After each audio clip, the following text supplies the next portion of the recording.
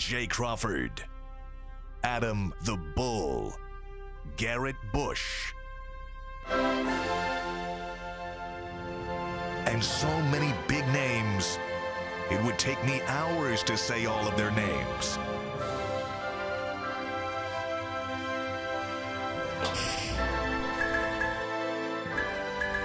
The ultimate Cleveland sports show. Booyah!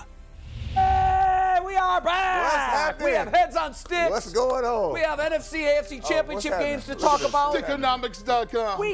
We still have no bull. What's happening here? Yeah, man. Look at This is what is this? Day Day 6? He was here Friday, so Oh yeah. wait, he came in Friday? No. Like last, not 2 days ago Friday, but last Friday was his last So day. this He is- missed all of last week. My man is sick. He- Okay, what's the deal? What does he have now? So he tweeted this out, so I am allowed to. Hey, get the HIPAA violations Yeah, going. no, he Let's get tweeted into it his out, medical so- file.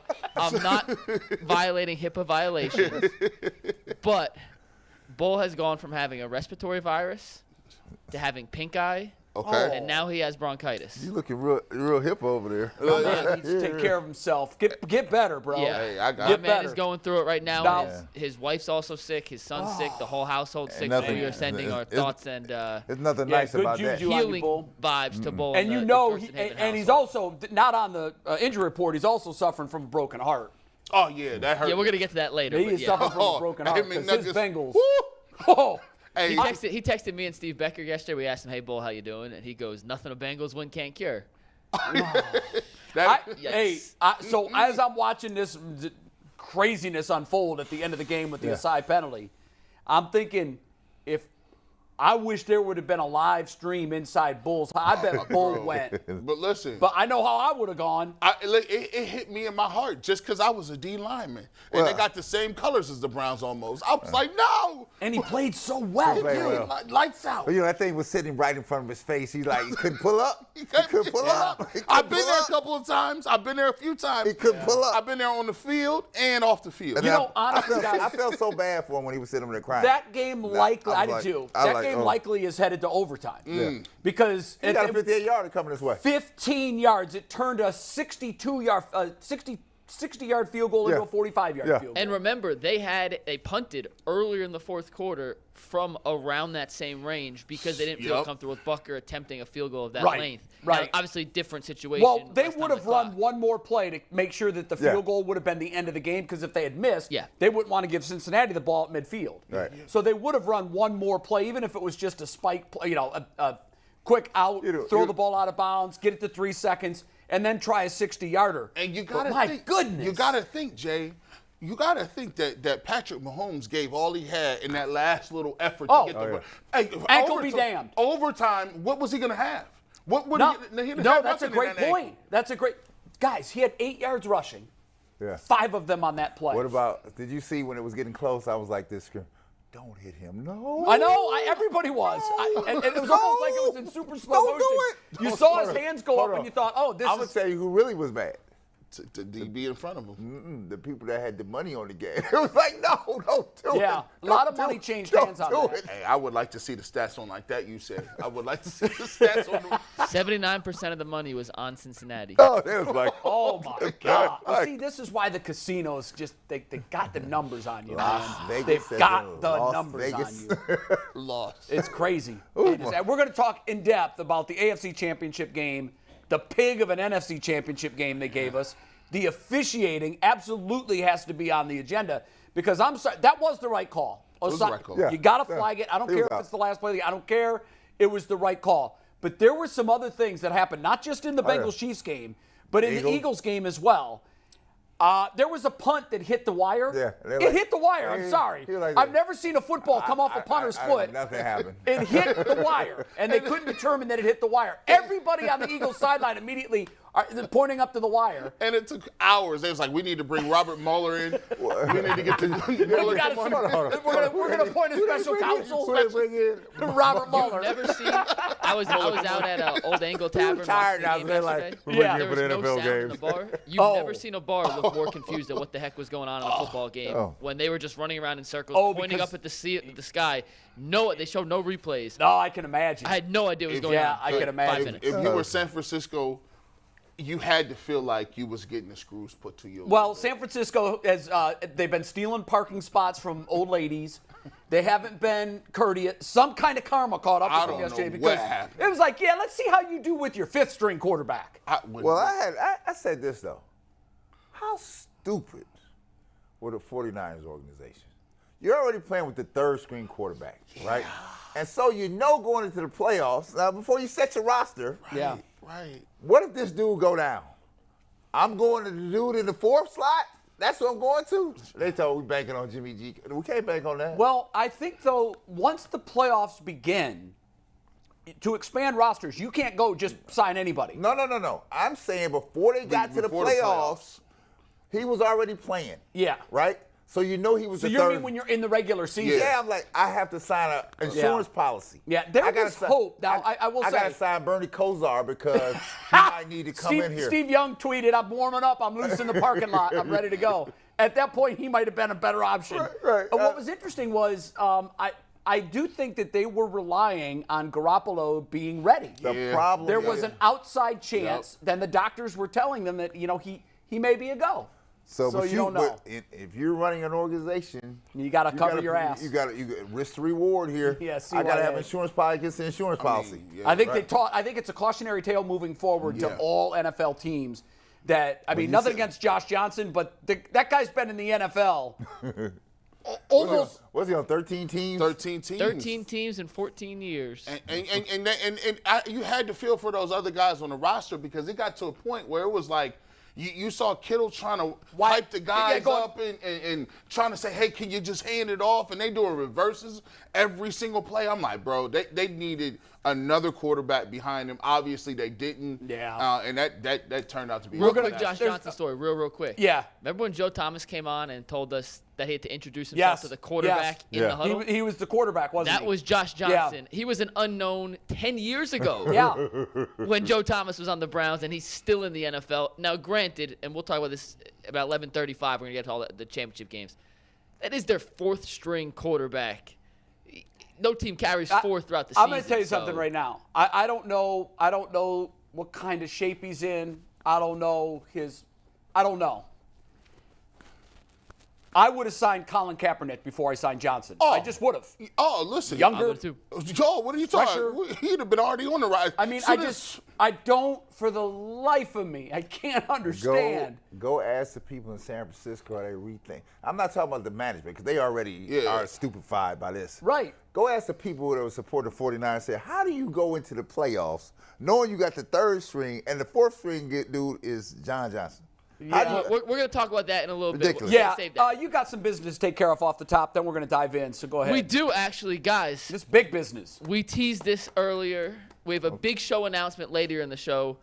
But we're going to start today by letting you know that BetJack is officially the sportsbook of UCSS. That's It's our favorite sports The book. time Always has is been. now, Ohio. Yeah. Sports betting is live. Download the BetJack app today so you'll be ready for all the action. Win or lose, Super Bowl props galore.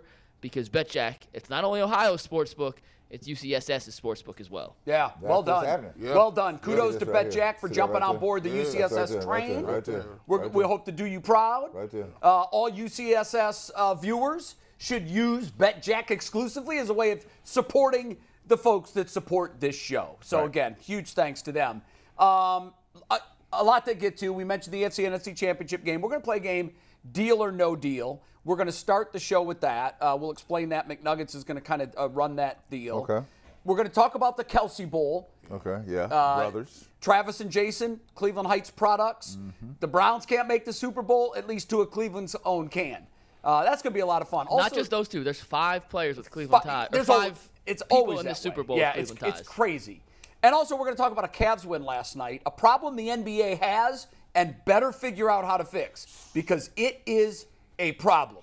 And I don't know if there's an answer to it. Brad, we're going to lean heavily on you for that. I already told you. There probably is not an answer, but it is a problem. It's a answer. real problem, and Cavs fans have felt it in the last couple of weeks, and we'll explain what that is. That's coming up in the second hour of the program. But first, we start with deal or no deal, and here's the way this is going to work. Mary Kay Cabot wrote a piece for Cleveland.com where she looked at she looked at a multitude of contracts, players that the Browns are going to have to make offseason decisions on. This is a critical offseason for the Browns. They all are, let's face it. But this one is critical because this regime and their lifeline in Cleveland is at stake. If this thing doesn't turn around dramatically, we're looking at perhaps a new general manager, perhaps Paul DePodesta is finally out of here. The head coach could be looking for a new job. This is a big, big make it or break it offseason. What do we do with some of these players who are kind of in the balance right now? They're unrestricted free agents, or the Browns have to make decisions on. Do we restructure? Do we bring them back? Mikey, you've picked 4 that you want us to kind of weigh in on what we would do if we were Browns management. Why don't you set up the game ground rules and then lead us off? Yeah, we've all seen deal or no deal. So essentially, this is based off Mary Kay Cabot's article, and shout out Mary Kay, great friend of the show.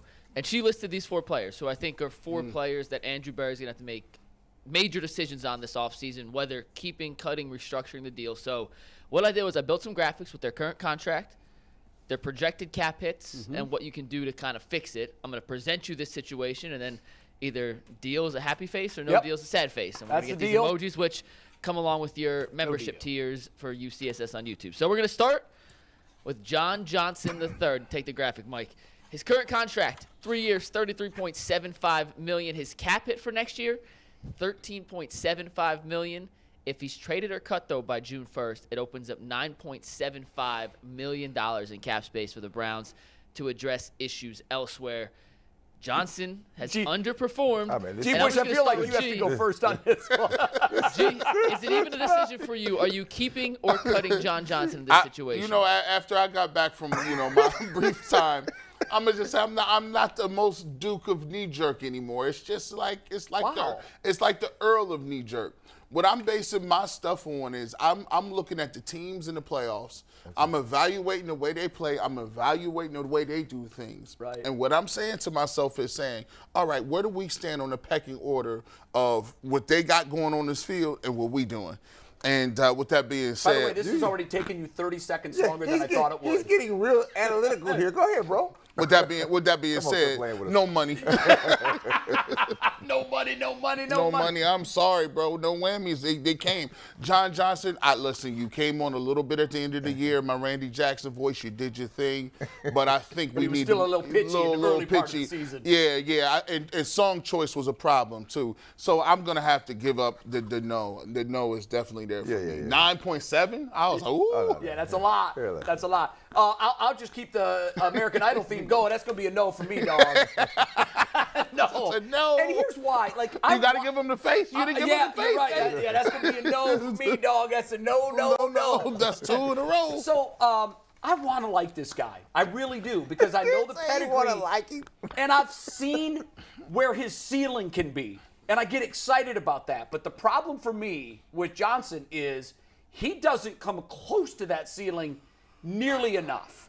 And at that position, you've got to be more than anything else. And, G, you know this, because they've got to rely on you. Yeah. You've got to be reliable. You've got to be steady.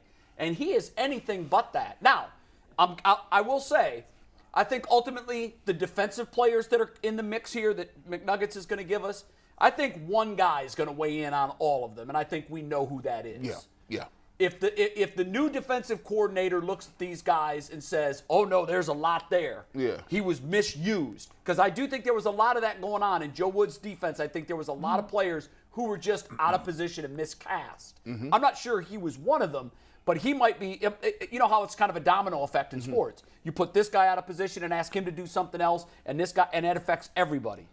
So I think ultimately this is going to be a decision to be made by the defensive coordinator and whether or not he thinks moving forward he can fit in the system. Right. But for me, again, that's going to be a no, dog.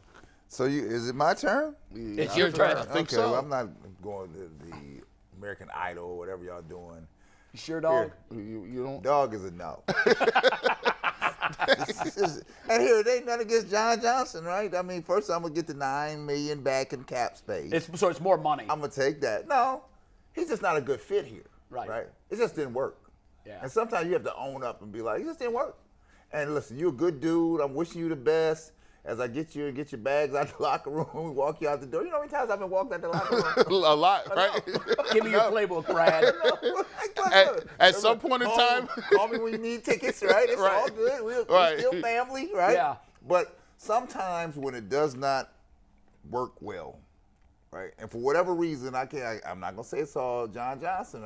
Some of it's Joe Wood. It's just not a good fit. He never was ever to deliver the goods, right? Yeah. Now, if you ever deliver the goods, I might consider the salary cap hit, but I think I can get somebody better than that. I just need somebody thirsty. Both guys from the Rams, Troy Hill and him.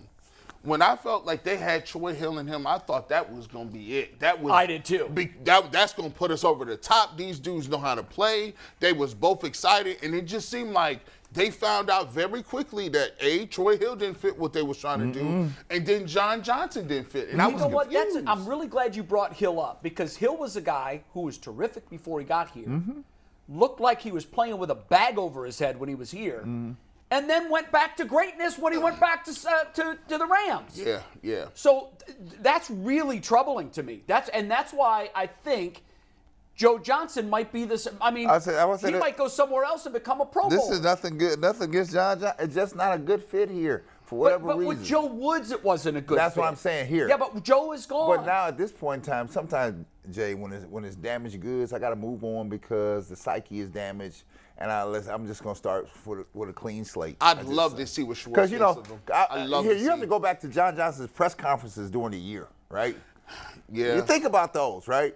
The things he was saying underneath the statements, right? So sometimes it's best for everybody to move on, and you get to going, and then you come up somewhere else, right? Because it's okay. I think him and Delpit is the same person. I just think Delpit is a little younger, and I think he has a little more upside. A lot cheaper too. Well, that's the key. I mean, if it wasn't $10 million cap hit, safety too, maybe there's something that can be done. But I don't know if Schwartz could find a way to use him and put him in a position where he can be successful.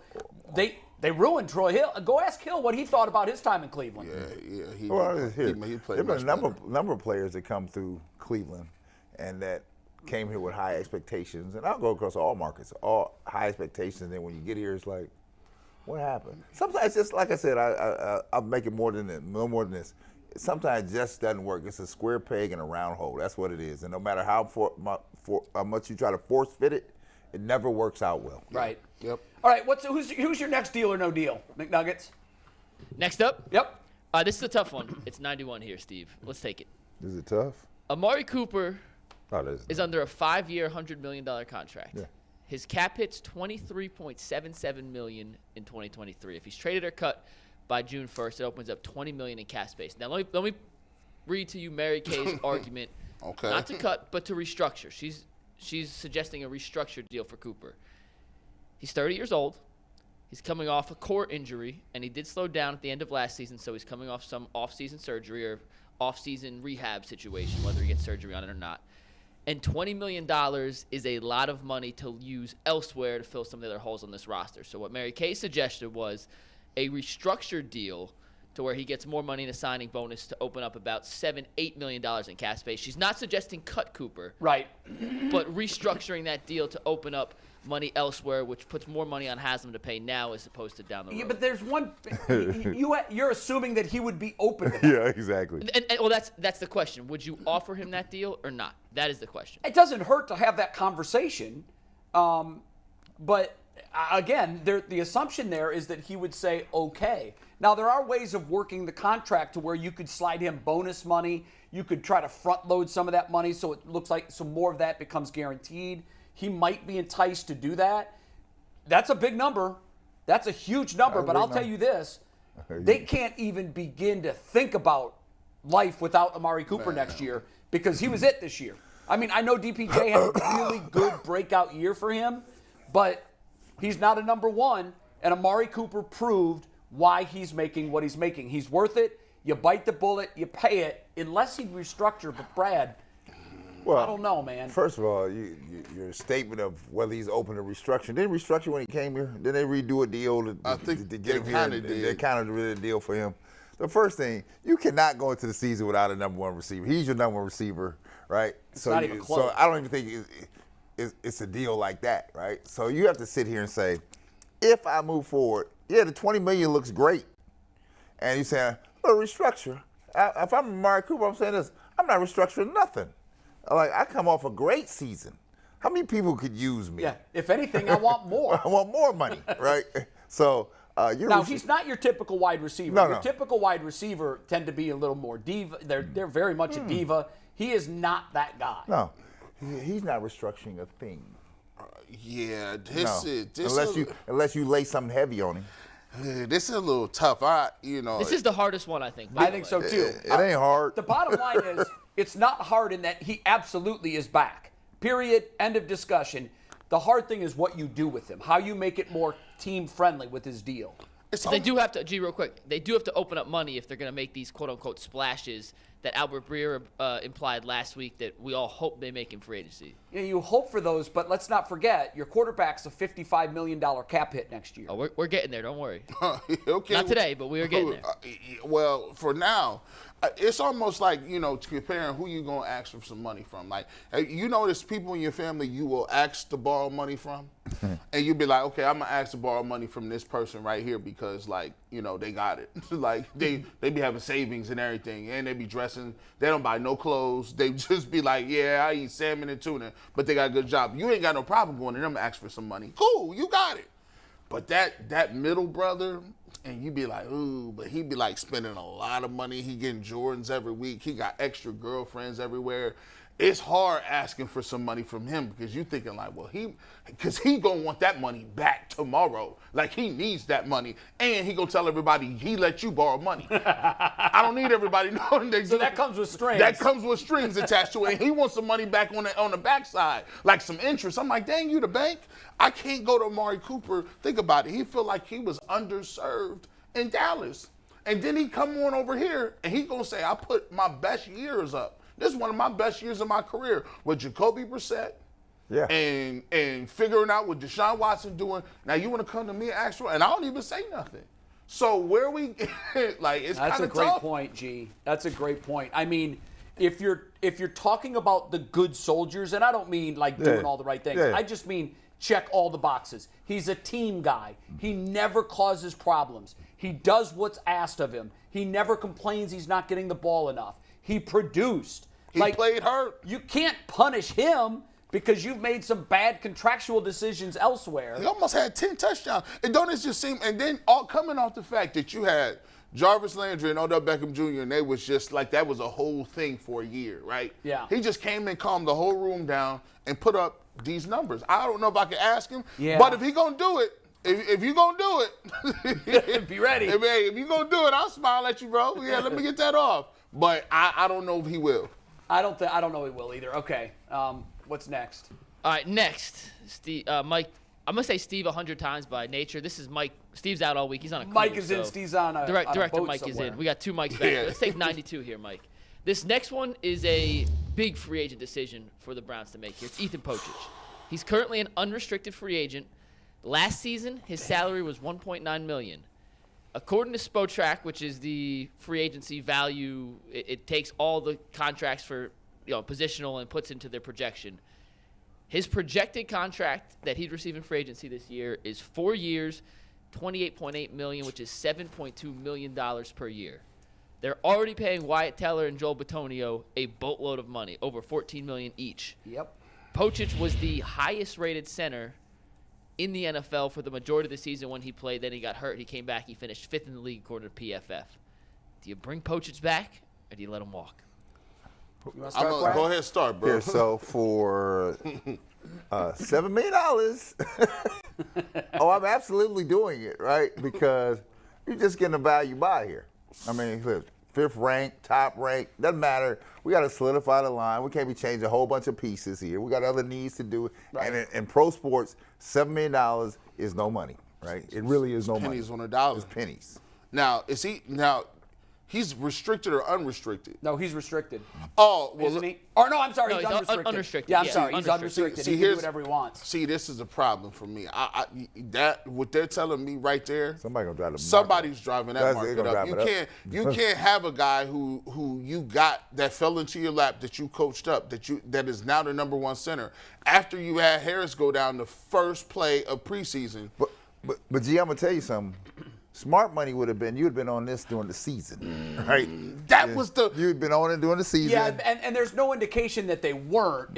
But if you're Pocic, there's no way you're doing that. No, There's no way you're $7 doing million? that. He the hottest in the game right Yeah. now. And I was expecting them to give him the Conklin money. This was the Conklin money I thought was going to be allocated. And I said, hold on. Well, I'm thinking linemen, okay, well, who they getting Pocic? They restructure. Maybe they might restructure Tellers. But when they gave him brand new money to Conklin, I said, well, what you doing, Pocic?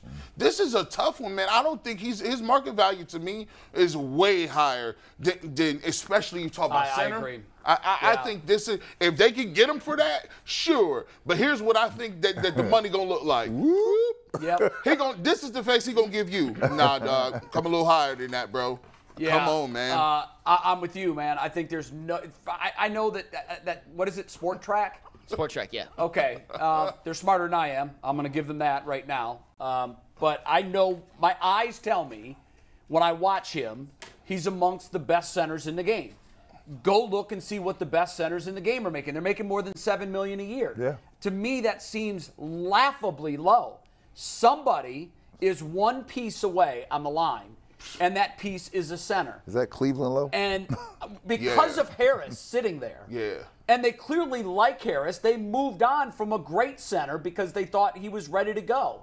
So in my mind, I think that Pocic is gone. As much as I'd love to have him back, I think that is a fantasy number. We'll see. We'll find out what he eventually signs for. But I don't see him in a Browns uniform I next see year. 45 million, 50 million. And the thing is, with the Browns can't afford that. No. The Browns are already very heavily invested in their offensive the line. game works like this. People in the market know how squeezed you are in your cap, right?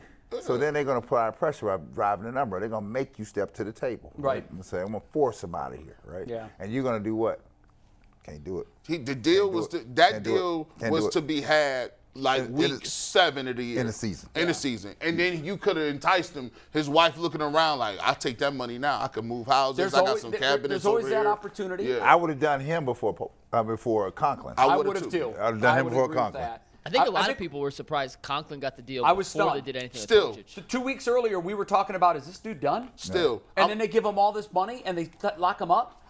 I've been watching the all 22, Jay. I've been watching. I got Tell me what you see. I started from game 1, and it don't look like the same ball player. I'm trying to figure out what maybe they know. Yeah, Jack Conklin. Maybe they think it took him a year to come back, and he's gonna be back next year. This was a kind of a get together year, but. You know, I didn't see it. I thought that they could have did something else with $60 million. I will say this: the one thing that perhaps the unsung hero on this football team is a coach, and his name's Bill Callahan. Mm-hmm. He is widely regarded as the best offensive line coach in the game. Some call him the best position coach in the game. He had offers to go and re-sign to stay here. Mm-hmm. That's a win for us. That's a huge win for us. So I feel comfortable. Remember, Pocic was a guy they picked up from Seattle. He was a free agent, wasn't he? Was he? They traded for him in preseason. But they gave up nothing. A 7th-round conditional pick or something like that. That's crazy. And that was before Bill Callahan got his hands on it. So I think I'm not saying that Bill Callahan can take any run-of-the-mill center and turn him into a guy who's going to get major money, but I think that's exactly what happened in this case. Pocic was who he was. Maybe I think the Browns are hoping that Bill Callahan is to offensive linemen as Andy Reid is in skill positions. Yeah. Maybe Andy Reid. Well, I think he is. I think he's proven that he's proven that, if you playing for Bill Callahan, he'll get you ready to go. And he can coach him up. So that may be what we have to lean on. But that 20. I think at the end of the year, I mean, at the end of the day, I don't think Pocic is back with the Browns. I hope I'm wrong. I'd love to see him back, but I just don't think he fits in with their cap and with what they have, and the fact that Harris was good to go at that spot last year, and then he got hurt right away. Yeah. So I think they're just going to go back to Plan A, which was Harris in the first place. and he's got a much better deal, much more controllable right now. So we'll see what happens. What's the last one? Before I get to the last one, I want to mention one thing real quick. I wasn't sure when we started this. I just looked it up. The highest paid centers in the NFL, where that $7.2 million, if that was to be the deal, would fall in. It'd make him the 11th or 12th highest paid center in football. So that's what I'm saying. He's going to get way more than that. I think so too. Now, Jason Kelsey's the highest paid, deservedly so, but he's on a one-year deal, so we'll see what he does next year. He turns 37 next year. I didn't realize he was that old. He's definitely in the twilight. I don't know. You can't get into a player's mind, but if they won the Super Bowl, he's gone. Gone. Walk off into the sunset. You'd think he's at 37, but we've seen linemen play at a dominant level that are that good into their late 30s. He's still that good. He's incredible. And the other center, Frank Ragnow of the Lions, is at $13.5 million. He signed a 4-year extension in season this year. He was a former first-round pick for the Lions, who's turned out to be really, really, really good.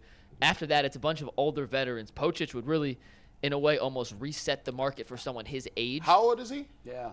Ragnow or Pocic? No, Pocic. He's like in his mid-20s, late 20s. Yeah, I think 26. Oh, yeah, so who wrote that? I don't get it. 26. He's 27. 27, and he ain't got his first bite at the apple. And they're giving him $7 million average for 4 years. Well, the only thing, and I'm just going to defend Spotrac, just guessing. He's played 1 year of actual NFL football. He did nothing in Seattle. Now, granted, he was phenomenal this year, but sometimes it's your teams last body of work that sets your market. You know, I mean, I'm just playing devil's advocate for the sake. No, I get it. I get it. Hey, if they want to, hey, look, if he want to take that number, like I said, I'm all for it, bro. I'm all for it, baby. This last one to me is the most interesting of the bunch. All right, you ready? Yep. Let's take it, Mike. See it. Anthony Walker. He is an unrestricted free agent. His salary last season, $4.25. According to Spotrac, again, his projected salary would be $4.4 million. He's coming off major quadricep injury that ended his season against the Steelers in Week 3. The Browns have a serious void at linebacker. Their entire linebacker room's coming off the IR next year. Mm-hmm. What do you do with Anthony Walker? I'll let you start, G. Because this one's complicated. This is like saying like you got a divorce, but you thinking about getting back with your ex. Like you just split it up once. I think that would be Jadeveon Clowney. I think that would be like, do I remarry my my ex? This is an amicable split. You just for better reasons. Maybe you're just separated. Yeah, and you're making the decision: are we going to divorce or are we going to stay married? Am I better? I like that, Jay. I'll take your answer for $200 here. Anthony Walker. Let me say this, man. Anthony Walker. I thought this year could have been one of those years where you leave and you get it. You say, okay, he gave us what he needed. He gave us that leadership, that stability. But the crazy thing about it was he just wasn't giving you stability. He was actually giving you production too. Yeah. When you look at PFF, he was probably graded as one of the top, 5 or 6 type linebackers in the 80s. Then he goes down. The defense looks like it's in shambles. Mm-hmm. And the one thing that I can say about Anthony Walker is this. When Anthony Walker was here, we didn't hear nothing about Jadeveon Clowney, right? When Anthony Walker was there, we wasn't hearing no John Johnson. He was the dude people was coming to, right? And you heard less of Myles Garrett, too. Yeah, I think that if you are installing a brand new defense and you need somebody to have a voice to say, y'all need to buy into what we saying with Schwartz, I think you got to have a guy like that. I think you just do. He's one of them dudes who you put him in. So you're happy face, G. Yeah, I'm gonna take this one. Go ahead, give it to me. Yes, indeed. Well, I'll take some of this Anthony Walker any day and twice on Sunday because these linebackers look like little small JV kids and was all over the place when he wasn't there, and I think he can help that. My turn. There you go. Brad, what you got? It's my turn. This is easy. This is easy. I think that's happy. Brad. I guess it is. Look, here's somehow happy Brad still looks bad. Yeah. So that's bad. I mean, that's bad. That's pirate Brad. Right. So you have to bring Anthony Walker back here. First of all, he's making no money. There ain't no money, right? It's little money here. He's coming off an injury, so he don't have a whole lot of bargaining chips out here, right? I can't retool everybody, right? I got to have some stability here, right? Now, going into the season, Anthony Walker was a guy that was supposed to wreak havoc on the defense and then have control over the masses on the defensive side. Yeah. I'm going to bank that is the case, right? Because DeQuell was even high on Anthony Walker, Yeah. right? Right, So he was very high. let's stay back with that.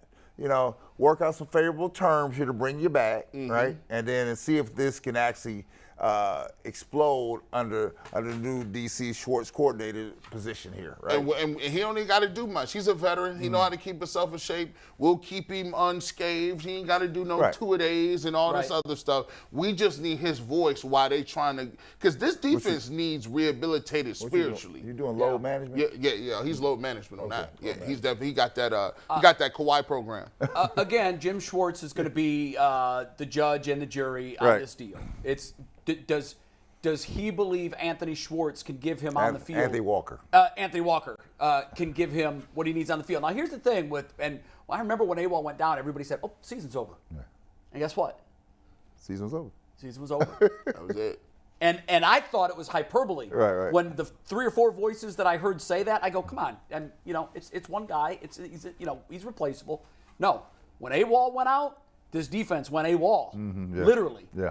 So I'm definitely a happy face on this. I think Jim Schwartz is going to take a look at him and say, okay, Walker on the field is this. More than anything else, he's the coach on the field. He is, and you've talked to his former teammates before he came to Cleveland, they will all tell you this, that man can give inspirational speeches that'll make you cry. What have we said has been the missing element of this team from jump? Just that. The emotion, Just the that. passion, the fire. He was the internal combustion of a defense that when you took him out, the fire got snuffed out and they were done. There were a lot of things that led to the demise of this season, but I think Walker going out was pivotal. I think it was absolutely pivotal. One thing that I could see, one thing I take away from this weekend watching all 4 of these teams that was in the championship games, when I looked at their defense, they were solid throughout. Wasn't nobody, it wasn't no missed tackles, it wasn't no yelling and screaming at each other. It was crisp, the calls was in there. You didn't see, he's wide open and guys are looking at each other. Busty Cup, no, these dudes was solid. Even in the games when San Francisco got down, these dudes was still playing at a very high level. And you could just see the soul of those defenses. They had pride. They wasn't getting embarrassed. They understood what it was about. And I just, that is the things that needs to be translated and infused into the Browns. And they need character guys like this. They just need they need a couple more guys to find. They do. To get some guys like this. And you're right. We're going to transition and we're going to talk a lot about these playoff games from yesterday. And I was doing the exact same thing you were doing. What is different from what I watch every Sunday? And I'll tell you what was different. I don't think there is a huge disparity in talent. And the reason I can say that is because, I know the Browns underachieved this season, but we've talked ad nauseum how 3 plays, 3 all-time record-breaking what the F just happened plays kept the Browns from being 10-7 instead of 7-10. It's the margin of that in the NFL is that small. We were the last team to beat the Bengals. And by the way, go watch that game again. It wasn't even close. Yeah. We boat raced this Bengals team.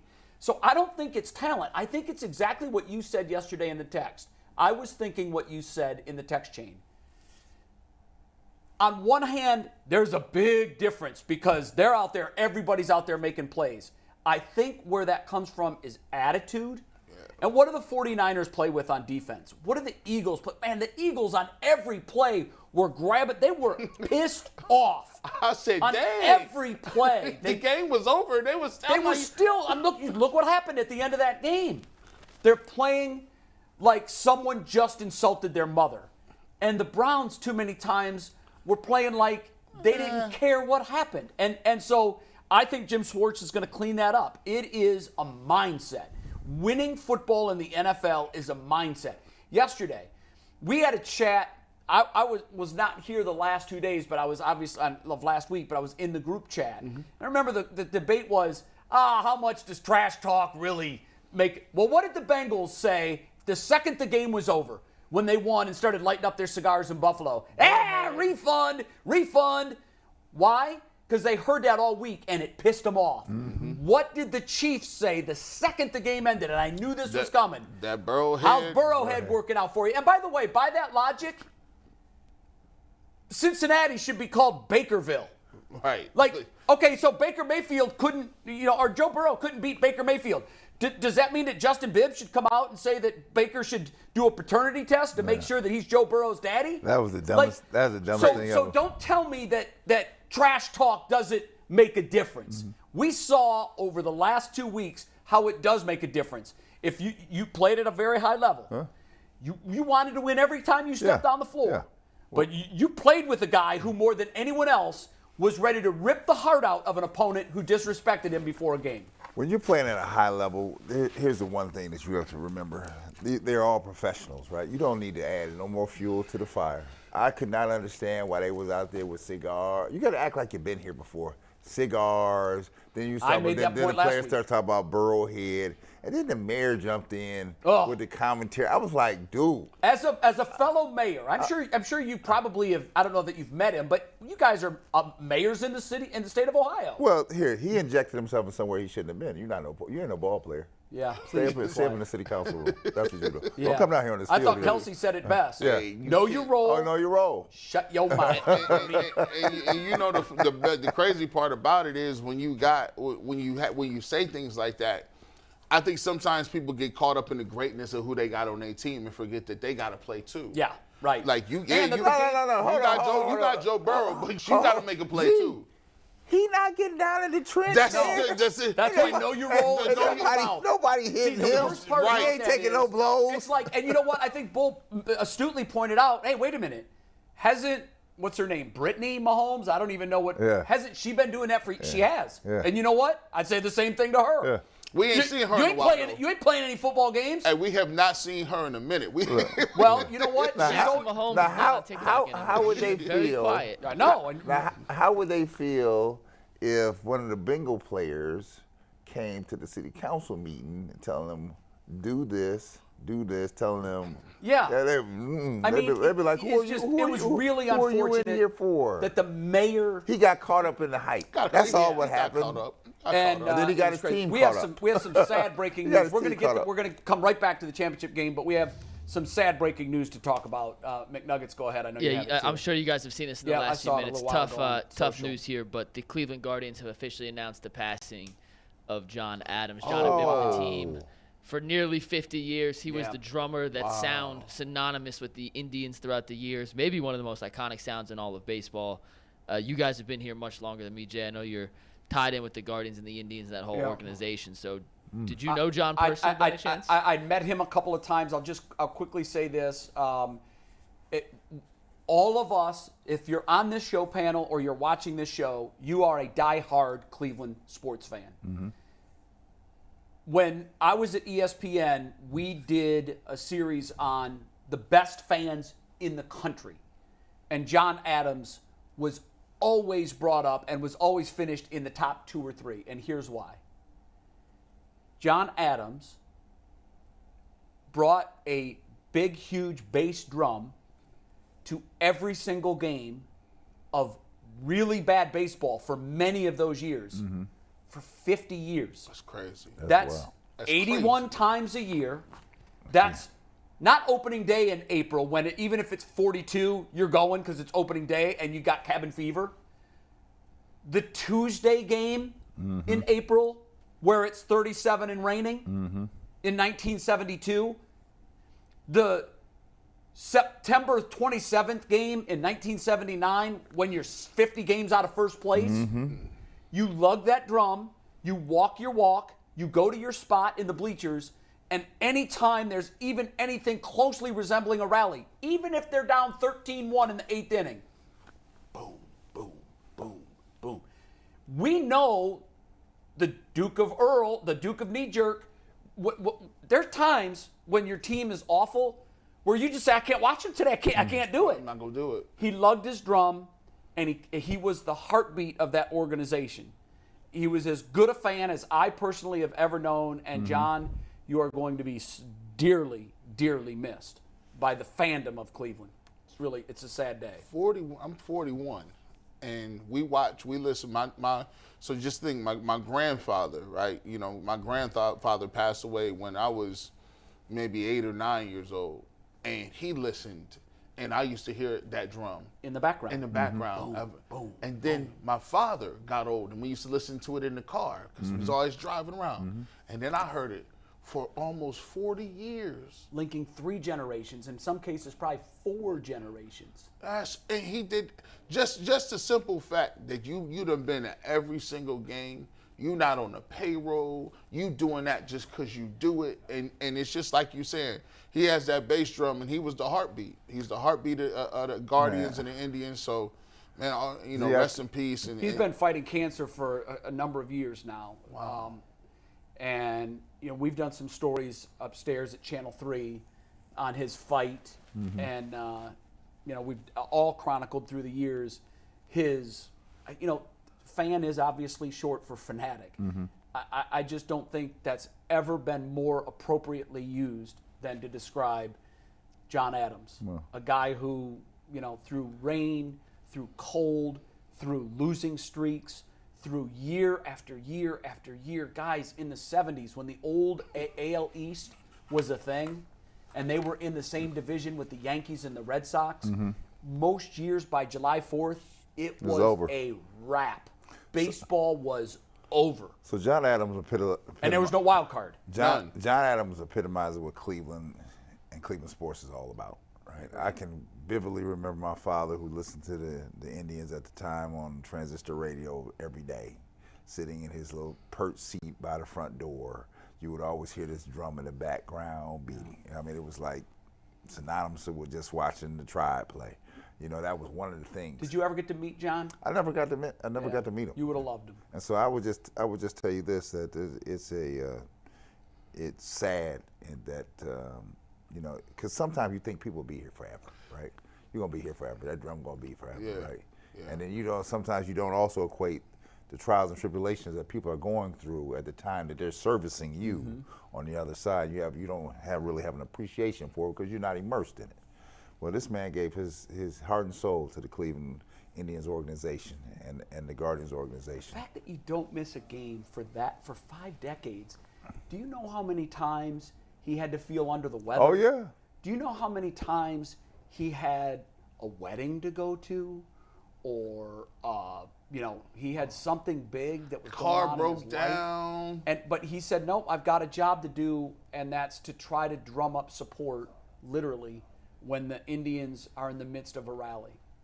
And off he would go. And I can't remember, I think he went through countless drums. He would replace the head on them, but through the years, he went through countless drums, countless drum sticks. He must have beat that drum millions of times over the course of those 5 decades. So think about it. Think about it during the times when the heyday, when it from 94 to about 99, bro, he used to start banging that drum, and you knew the Indians was coming back. Yeah. You knew it was his 3-run home run on deck, especially when you had that lineup and you said, man, you go from the top to the bottom, you got Ramirez, and you got Berea, and you got Alomar, and you got Bell and Sereno, or whether it's Tomey, you just knew there was going to be a rally, and he would bang that drum. They'd be down by 9 runs. I'm going to tell you, there were times they were down by 9 and it worked. It worked. I just did the math. So he did 81 games a year, 50 years. He did over 4,000 games, and I did 3.5 hours per game. Yep. He's got 14,000 hours at Tribe games. 14,000. 14,000 hours. Yeah. A lot of people don't have a hobby that even comes close to 14,000 hours. The first thing that I think of is, as much as we all wanted it in 2016, it's just such a shame to me that he never got to see a Cleveland World Series, a World Series championship. Right.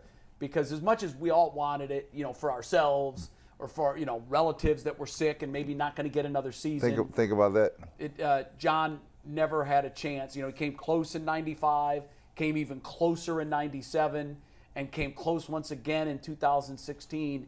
And it just, sadly, it just wasn't in the cards. And John's family Our thoughts and prayers are with you. I think, organizations retire numbers of great players. They do. And I'm sure the Guardians are going to do something. Yeah. I think they should just, up there where they have the zeros and the number, the plaques of the numbers, just put a bass drum and his name, John Adams. And that will say it all, because what he gave to the organization for all those years is the bar you want to set for all your fans to achieve. And I think there should be some sort of plaque, question. some sort of commemoration of his dedication to the organization that is in plain sight for every fan to see when they come into Progressive Field, because he was the one and only. He'll never be duplicated, and our thoughts and prayers are certainly with his family during this really tough time. And by the way, if you have a John Adams story, and I know a lot of you probably met him coming in and out of games, maybe sat next to him in the bleachers, whatever your story is, send them to us here. We'd love to read them. We'd love to hear your comments, as Cleveland media is going to spend the next couple of days kind of reliving the life and the times of John Adams, and we want to do that through other fans. So if you have any stories, any remembrances of John at all, send them our way, and we'd be honored to read them. Okay, the awkward turn back to the NFC and AFC Championship. Let's start with the NFC game, because that happened first. Yeah. The big question I think that bears asking is, would things have turned out any differently had Brock Purdy been able to play the entire game? I mean, I don't think we'll ever know, right? There was always question about Purdy, because he hadn't been at this level before. But he had been playing very well, right? He had never lost. He had some history with playing against Jalen Hurts in college. So there were some things going on here. Which, by the way, the two of us gave us an all-time memorable game. Right. Between Oklahoma and Iowa State. And so we sit here, and you wonder what would have been. Well, we'll never know now. This is all speculation now. I'll go back to what I was saying earlier in the day. Shame on San Francisco for rolling the dice, because they had to think about it beforehand. They rolled the dice that Garoppolo was probably going to be ready to go at some point in time. Figured that this kid was going well, and we had an insurance policy in the wing. Well, guess what? The premium became due and payable earlier than you thought it was, and you didn't have anything. And then they turned to a guy that had been a journeyman at best, and then when he got knocked out, you had to go back to the guy that was clipped. Yeah. They're ridiculous. It's just ridiculous. And couldn't throw the ball more than 3 yards. Right, ridiculous. Yeah. I want to know who answers for that in San Francisco. Well, ultimately, John Lynch runs the 49ers. He's done a marvelous job of building talent at that organization. I'm sure if you asked John this morning, would you like to have a mulligan? I'm sure this was discussed. Are we equipped? This wasn't. John's a very smart guy, but at the end of the day, you weigh risk to reward. Yeah. And you took a shot, right? Ian The wrong Huggins shot. has something for us. Can I just chime in on this? Because, Brad, I love you. I could not disagree with you more on this one. Okay. Another team outside of Chad Henne for one drive played a backup quarterback this postseason. You go into a postseason with your best 53-man roster, and a lot of times that means having but it. the point Brad's making is you were already on your third-string quarterback. This is where you're wrong. If you lose your third string, you essentially are punting not punting. No, this is where you're wrong, young fella. Right, listen to me here. Right, I'm listening. Listen to your elder, young man. You have to play the odds here, right? You're already on your third string guy.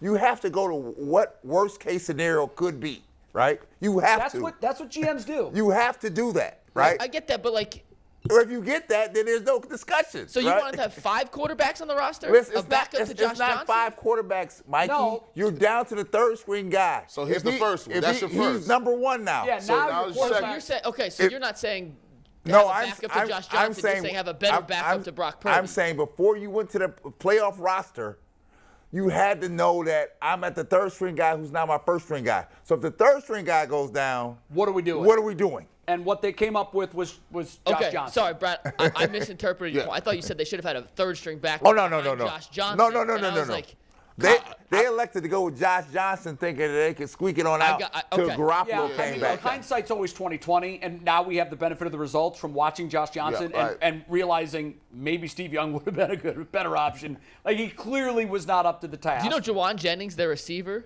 was ranked higher as a quarterback coming out of high school than Joe Burrow and Lamar Jackson? They were in the same class, and he was a 4-star dual-threat quarterback.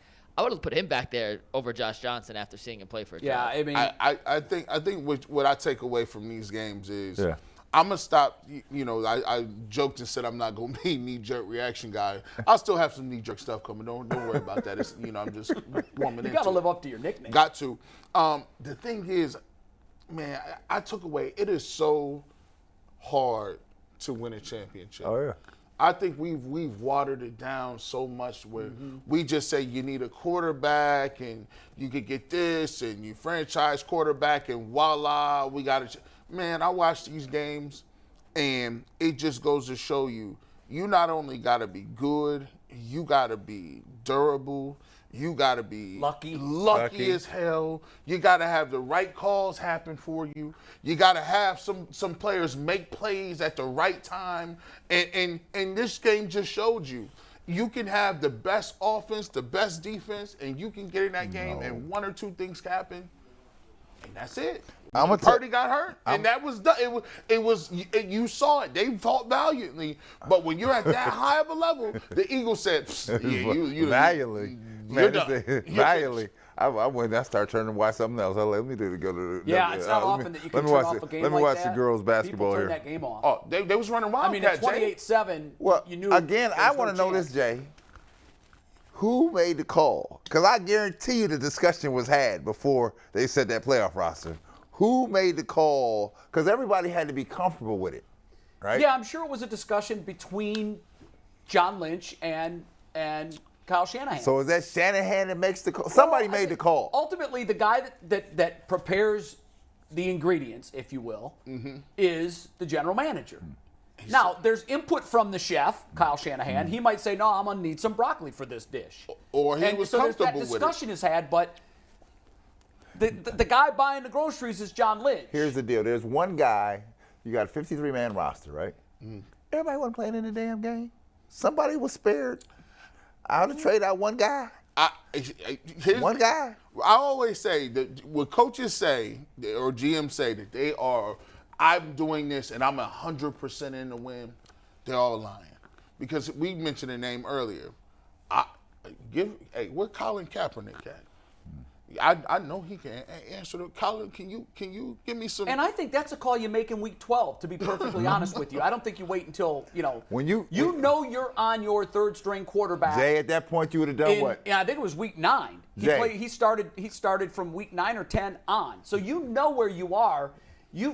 I just throw Colin Kaepernick out there as a guy who's probably younger than Josh Johnson. Yes. Took this very team to a Super Bowl once upon a time. And I think a lot of NFL fans, just following the historical events, are still asking themselves, this guy really was out of gas? Like, they don't want to break the glass. When you break the glass on that Kaepernick situation, then the game becomes about Kaepernick and not about the 49ers. The Steelers were smart enough this year to break that glass because they went and hired a guy who was suing the league for discrimination. And the Steelers said, no. I know talent when I see it. That dude can coach. Come on over to our camp. I'm going to bring you back to this. So the Niners go all in when you get McCaffrey, right? You're all in. You're all in. This thing is rolling, right? So you know it's rolling. So here, I cannot go into the playoffs on a if, come, but, or maybe, right? Yeah. I have to make a decision. It's a big boy decision. It's a big girl decision. Yeah. I'm making a decision here for the betterment of the group because I've got 53 guys here giving their heart and soul to this run. And then you just said, I would like to know from John, what were the conversations inside the building? What was talked about? Who was talked about? You can guarantee that that's going to come out that clubhouse soon. I'm sure it will. Soon. Yeah, I'm sure it will. Yeah. I think to get back to the ultimate question was, what difference did it make? I think we would have had a competitive game. Yeah, no question. Yeah. But I still think that the best team won. I think the Eagles had the best team. Yeah, I had them winning. I think they were playing at home, and I think that's a big part of this. And also, let's not forget, if anybody would have said week 1 of the season that we would be asking this question the week before the Super Bowl, would Brock Purdy have made a difference if he was healthy? That's absurd. Right. He was Mr. Irrelevant. He was the last player drafted. Mm-hmm. And literally, as I'm watching the game, I hear the broadcast team, not a fan of, I thought, I miss Joe Buck. I'm sorry, I miss Joe Buck. I'm going to say it. I thought, I was like, this ain't number 1 squad. It is their best, allegedly. And I like Olsen. It's just where they are. Ooh, Romo? I like Olsen. He's fine, but it's just I need to have a big. When I listen to it, I need to hear a big game feel. And Fox does. Burkhart's fine. He's a fine play-by-play guy. I think he's a better desk and studio host than he is a play-by-play guy. No disrespect.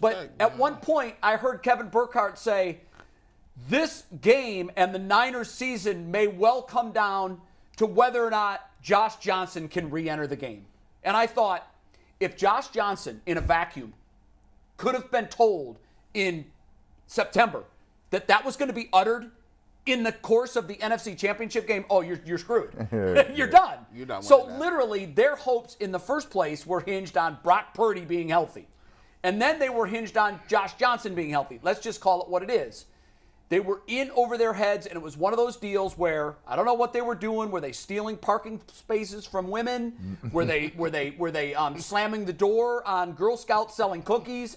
I don't know, but karma came calling, and it was literally like every little thing that could happen happened. Boy. Let's go right back to the Devontae Smith catch. First drive of the game. Yeah. In real time, and I didn't see all the angles, but in real time, before anybody was rushing to the line, I thought, I don't know that he completed that catch. Yeah. Well, when the receiver comes up and he's going like this, which is signal for let's go, it wasn't a catch. Right. At that point, I don't even need to see a replay. Red flag. Yeah. And red flag out. And they supposed to be watching it anyway. I don't even need please stop hurrying up. They weren't in. Yeah. You know what? Act like nothing happened. Right. You know, it's like running from the crime scene. That's the guy that did it. Jay, what do you do? Jay, what do you do? This is the sign. Every team has a sign. Yeah. Every team has a sign. I was like, what the hell is he doing? That's the sign. Let's go. Let's go. Now, if I'm Kyle Shanahan, or even anybody on the San Francisco defense who could call a timeout, if I'm watching that, they're not in the hurry up. Smith jumps up and he's doing this, and everybody starts running to the line. Oh, no. Where there's smoke, there's fire. Timeout. Throw the flag. And when after the touchdown, they finally found a replay angle that showed that the ball was hitting the ground and moving at the same time. And rightfully so, the in-booth official, Pereira, looked at it and said, that's not a catch. So how does that game change based on if that's not a touchdown? Because that was remember. That's the first one. I believe that was fourth down. Fourth down. So not only do you take 7 points off the board, You get the ball back. You get the ball back in great field position. Mm-hmm. So with Brock Purdy. With Brock Purdy, who's still healthy at that point. So how did things change? I don't know. I think it would have been closer. Then there was their second touchdown drive was aided by 3 penalties, one of which was very questionable. But it was just like some of these holds that they're calling, and you'll know this. You can call that at every play. I think every single play, there's an arm hook, there's a neck grab. If you watch San Francisco play, I think the thing that Shanahan was mad about was this is the style of play that they had all year. Mm-hmm. All year they was handsy. All year they play plush man coverage. Tybus will tell you, look, if you playing that way and the referees know that and they're supposed to be watching tape, they got to keep it 50-50. They got to keep it 100. They got to keep it. You can't call every single thing, especially the 5-yard first down. That was the big one. That was the big. I'm sorry. That happens on every single play if you break down tough. tape. That's tough. It was hard. So I don't think it's 31-7. Maybe it's 21-17. Right. The one thing I wanted to point out, I wish I was here Thursday or Friday because I read a big piece on this on Thursday. I was fascinated by this. Bull has said it'll never happen again where a team doesn't win with a superstar quarterback. It's now, that's what the league is, period. I'm not sure about that. And this Super Bowl matchup, even though Philadelphia has a good quarterback, they advanced on the strength of their run game. And there's no debating that. Their run game was absolutely on point, and Kansas City's is not. Kansas City is a passing offense. Yeah. and Philadelphia is much, much, much more run-based. So we're going to see whether it's the immovable object or the unstoppable force. And let me tell you this. I'll go back and look at the reason why Philadelphia is so dominant. I'll look at the defensive line. You know they got 70 sacks. That's unbelievable. They got 14 more than anyone else in the Do league. you know Unreal. just 70? They keep heat on you. It's. I mean, when you look at Reddick, and when you get Fletcher Cox, and you just get come at you Hard with- Rose. But hold on. Hey, Ndamukong Suh was a force. I have to stop you here, right? We saw with our eyes yesterday. What's going on in Berea? What is going on? And then Sue came in and gave him He said, some work. what is that? The Browns' number 2 sack man had how many sacks? 3. Do you want to see it just for This the is- visual this is- element of this this? is It cracks me unbelievable. up every time we Unbelievable. do it. Because it kind like of 60, makes me Mike. throw up in my mouth a little bit every time I see this It stat does. board. It does. Just a bit. Yeah, take it full. It really is embarrassing to look at, but this is the truth. These numbers don't lie. Our number 2 sack man had 3 sacks. Now, these boys had 70. And it wasn't like they was just playing the pass because they was stopping. They was hitting McCaffrey in the backfield. They was hitting 25 and a half sacks. How many did the Eagles have? 70. Just the D-line. You know, it was the front. Remember this, that this is, I've had general managers tell me the 2 most important positions on the football team, quarterback and whoever runs after the quarterback. Right. Whether it's a defensive end, defensive lineman, whoever that is. Right. 2 most important positions in the game. For the life of me, I could not figure out why Cincinnati wasn't coming after Patrick Mahomes. Yeah. I couldn't figure it out. And I know Yeah. Lou Anarumo is supposed to be this, and what a wonderful job he's done in a very short time in completely transforming that Bengals defense. But he consistently brought 4 players. And we know what makes Mahomes great is the risk that he might take off, because we already know about him. He's an all-time great reader of defenses. Right.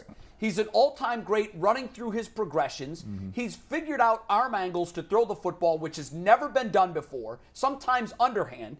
He's a great thrower of the football. But if he was just a thrower of the football, like he was yesterday, he's beatable if you come after him. And they kept coming with 4 guys. And sometimes it's so annoying because they're getting there. They're getting there a step late. So you talk yourself into thinking we're there, we're almost there. But see, coaches don't understand how difficult it is. And I'll give this to Jadeveon Clowney. I'll give him credit for this one. You don't know how difficult it is to rush a quarterback by yourself and have to win. Yes, you're supposed to, but when you come in and it's one-on-one, like people will talk about it, like when you are a guy, Donovan Mitchell went for 70. Right. But when you go for 70 and it's ISO 70, ISO 70 is different from Steph Curry coming off screens for 70, right? Because I got to pound and I'm getting fouled. I'm at the free throw line. Right. I got to play defense. It wears your legs out. So when you get in sacks at that high level and you can get an occasional blitz and a quarterback run right into you, you take that. Yeah. Or you can get a clean look because the offensive line are confused, you'll take it. But when you got to keep hammering home and you got to keep this guy in front of you, that's when things break down and that's when things actually happen, like the penalty. You've been running all day against Patrick Mahomes, and you're there, and then you just do something stupid. I kept screaming at the TV all day. I said, bring some heat. I said, bring some thought heat. Joe Woods. I said, bring some heat. I thought Joe Woods had taken Lou Anarumo's spot, and it just looked like this rudimentary. Let's rush forward. Now, from jump, they had to know that Patrick wasn't okay. Right. Patrick himself said after the game, of course I wasn't myself. You could watch it and see everything they did with him was drop back, Stay right in couple here. of steps, Stay right in here. move within the pocket. When Get it you out need of here. to. Get it out your But hands. the one time he had to throw the football on the run, You see, he was coming up limping. you saw what happened afterwards. I thought he was going to come out of the game. They let him pick a spot and throw from that spot, and he picked them apart. He had over 300 yards, 2 touchdowns, no picks. And he literally, it was like, here's what a buddy of mine were texting during the game, and I said, I'm watching a golfer play with a 3-iron off the tee and beat the hell out of everybody. He couldn't use his driver, and he was still better than everybody else. And when you watch that game, not only was he not 100%, Kelsey wasn't 100%. No, he wasn't. You saw that they just put the play in. You know, they had a play called in the first touchdown with Kelsey, Kelsey was supposed to run a post corner. Then Jesse Bates had When his man bit. Jesse Bates knew it. He ran the route for him. He did. And all Kelsey had to do, I'm gonna just sit it down. And Mahomes was like, I can't get it over there anyway. My leg hurt too. So they just throw the ball, ad lib, and get a touchdown. And it's just, these are the type of plays that happen when you get a quarterback and a guy. These are all-time great players. I'm sitting here telling you, when you smell blood in the water, and your goal is not to lighten up. You have to play harder. You got to bring more pressure and say, Patrick, I'm going to shake your hand, buddy.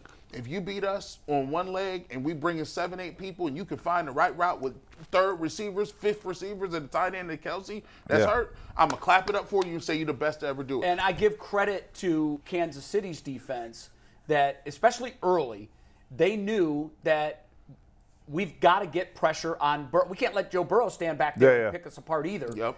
I think they had 4 sacks. They was coming with heat. Now they brought it. Now Cincinnati corrected that in the second half. They fixed it. They're like, no. We'll sit P. Ryan in here. I thought from an in-game coaching standpoint, Cincinnati was on. Was on point. Taylor made some brilliant changes within the game plan. The one thing that they didn't do that I thought they should have was they should have brought more heat, particularly when they had him wounded. When a boxer is on the ropes and he's staggering, you got to keep heat. You don't go to the body. You take the fuse box. You got to go. And we're looking at Mahomes, and he's wobbly, and they're throwing body punches. No. You go for the fuse box. Get him on the run. Make him beat you with this. I told you, he had 8 yards rushing and 5 of them on that last play. Jay, he tweaked his ankle again. People didn't even see it. When he fumbled the ball and he was going after the ball. I saw that he was limping after that. He went to plant to tweak, to go back and tweaked his ankle again. The next 2 drives, they had nothing. And I'm sitting to myself thinking, he's ripe for the pickings. And I tweeted in the group chat, this game is over. Yep, you sure did. And here's why. Because from the early 4th quarter on, it was obvious that the Chiefs had no receivers in the game. None. This is where you talk about they've drafted they got a bunch of rookie defensive backs out there making plays. Kansas City does. You talk about, like, we're thrilled that we got Emerson in the draft right. Forget Delpit and forget Greedy Williams. Like, Kansas City's got a bunch of rookie guys in the defensive backfield all making plays against world-class receivers. Yeah. And so it really shows you the depth of this organization. But the other thing was, the reason I was kicking dirt on Kansas City was because all they had was Kelsey. Cincinnati was doubling Kelsey. They had a bunch of no-name receivers in the game with all the injuries they had, and it was obvious they weren't moving the ball. Then Patty throws the ball and loses it, and it's a fumble. And I even texted this, Joe is built for this situation. Yeah, this is how Joe has made his living both at LSU and in Cincinnati for 3 years. Yeah. And twice he's got the ball, and the game is in his hands. And I thought, well, that's it. This is Joe Cool, right? They keep telling me this is the guy. He throws a pick. He takes a sack on the next possession. Yeah. And the game is over. Well, you have to couple that with just this, the fact that, this is not Nintendo, right? You had other people on the other side of the ledger saying this is not going down like that. Now you sprinkle in the other things, the fuel on the fire that was shoveled on all week by Cincinnati.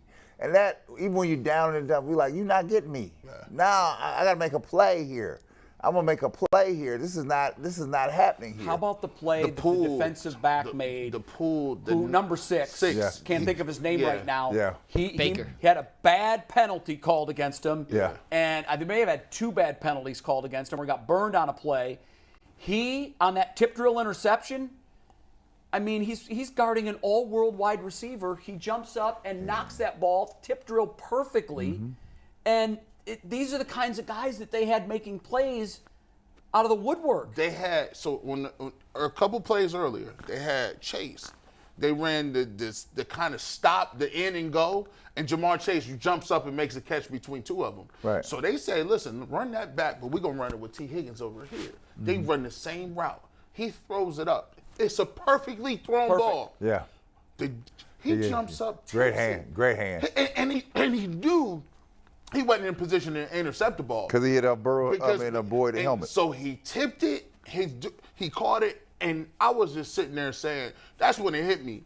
I said, see, this is what it takes to win championships right here.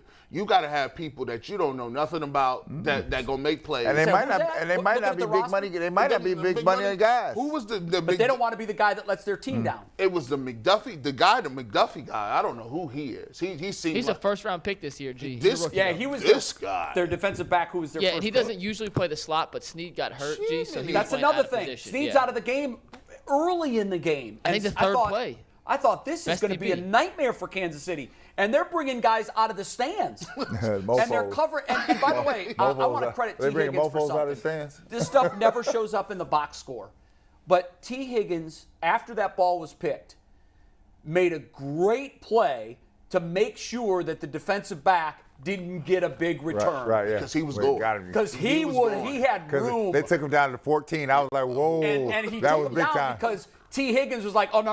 I don't have much shot at him, but I'm going to do everything I can to knock this guy off his feet. Now, he stumbled and went down. That puts him down by contact. Right. But I'm telling you, if he doesn't lose his feet, He got room. they've got the ball at the 30 or 40 or who knows, maybe he takes it the distance because there was all 'Cause I said- kinds It of essentially space. turns that play from just an interception To a punt. It Yeah, was essentially I said that's better than a punt. And that's why, what your point in the chat was, both these teams have guys way deep on the roster making plays.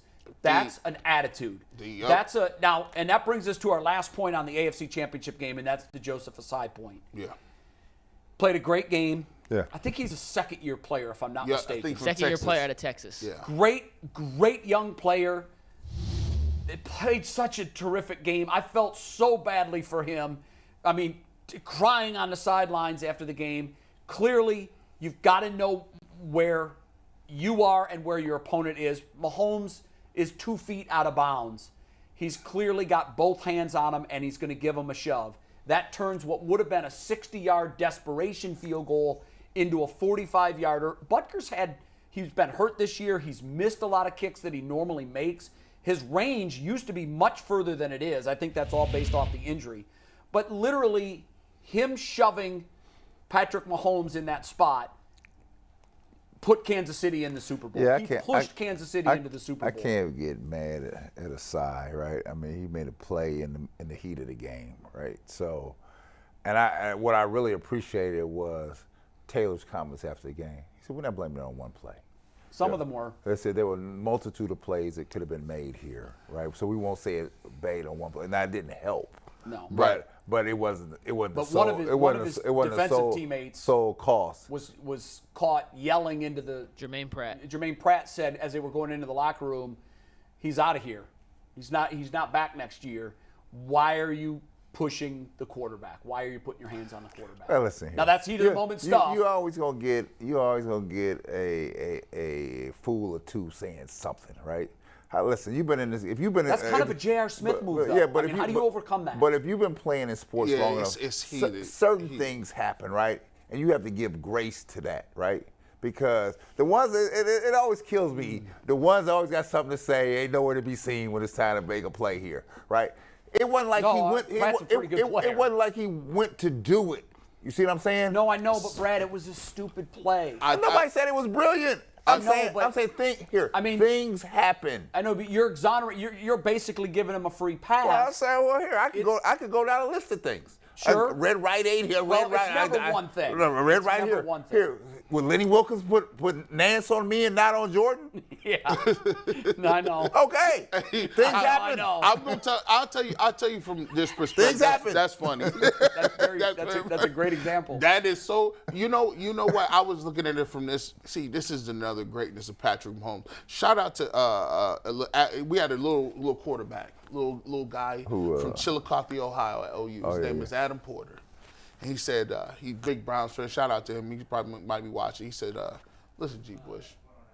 See, there's 3 things that all quarterbacks do. All savvy quarterbacks. We know y'all, right? There's 3 things that quarterbacks do to defensive linemen, and it's age old. 3 things that you can do to just make D linemen look dumb. The first thing is pump fake. It don't even matter if you pass the line of scrimmage.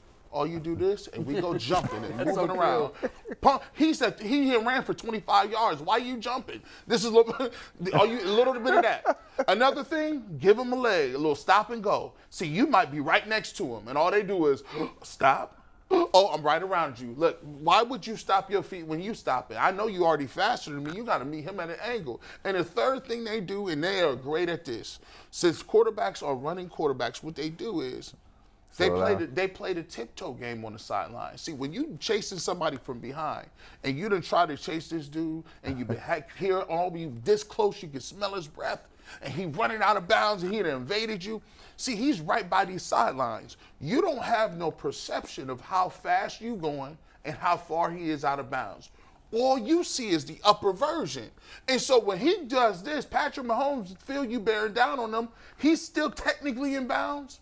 But by the time he slow up on you, and now all of a sudden he step out, he 2 feet out of bounds, and you don't even recognize it. That's why the guy in front of him, if you show that, he's saying to him, no, don't do it, big fella. But you can tell, it's almost like a dog seeing red. It's the fire hydrant. It's you chasing him. And Patrick Mahomes, you know how many 15-yard penalties they give out on that play alone? Because all you got to do is tiptoe. And then, I'm over here. Look, I'm in bounds. No, I'm not. That's 15 every time. Then he rolled all the way over with his back. His stomach was out. And he already hurt his ankle. He sold his soul for that 15, and he got it. He knew he had one play. So that's funny, right? Because the same thing happens in basketball. You ever seen when a young guy gets up on a veteran play, he gonna check him real tight, right? Yeah. So now I'm just going to the line and just to get a little body on him, and then I'm gonna scream like this by the referee. Hey, he goes to the line. Hey, why are you so? Karis LeVert did it a couple weeks ago, didn't he? Too close. You too close. That's you a 15. When he was chasing him, and then my thought was, he's a young player. I said, Patrick Mahomes done baited him. He knew he was already hurt. He knew his ankle was beat up. Yeah. Now he thinking, okay, say for instance that penalty didn't happen, right? It was still like 8 seconds or something like that. So there was no way he could come in and throw the ball or do nothing. He used his whole life force on that play and said, I need some more points. Imagine, too, if they're kicking a 60-yarder. Jay Feely had said a number of times during the telecast that Butker was short from 55 in that direction. Right. So I don't even know if you try a 60-yarder. He's throwing a pass at that. So somebody, I don't know, do you bring Henny in? Does Mahomes have a quick two-step drop and a quick hit to Kelsey on the sideline to try to get 6 or 7 more? One way or another, without that 15 yards. That was it. The ball game. That game's going to overtime, and to your point, Mahomes is now banged up even more. I was like this. I said, okay, here comes overtime. They just got to wind this thing out. That's why I went aside, was chasing. Everybody was screaming like this in slow motion. You ever see it slow motion? Everybody.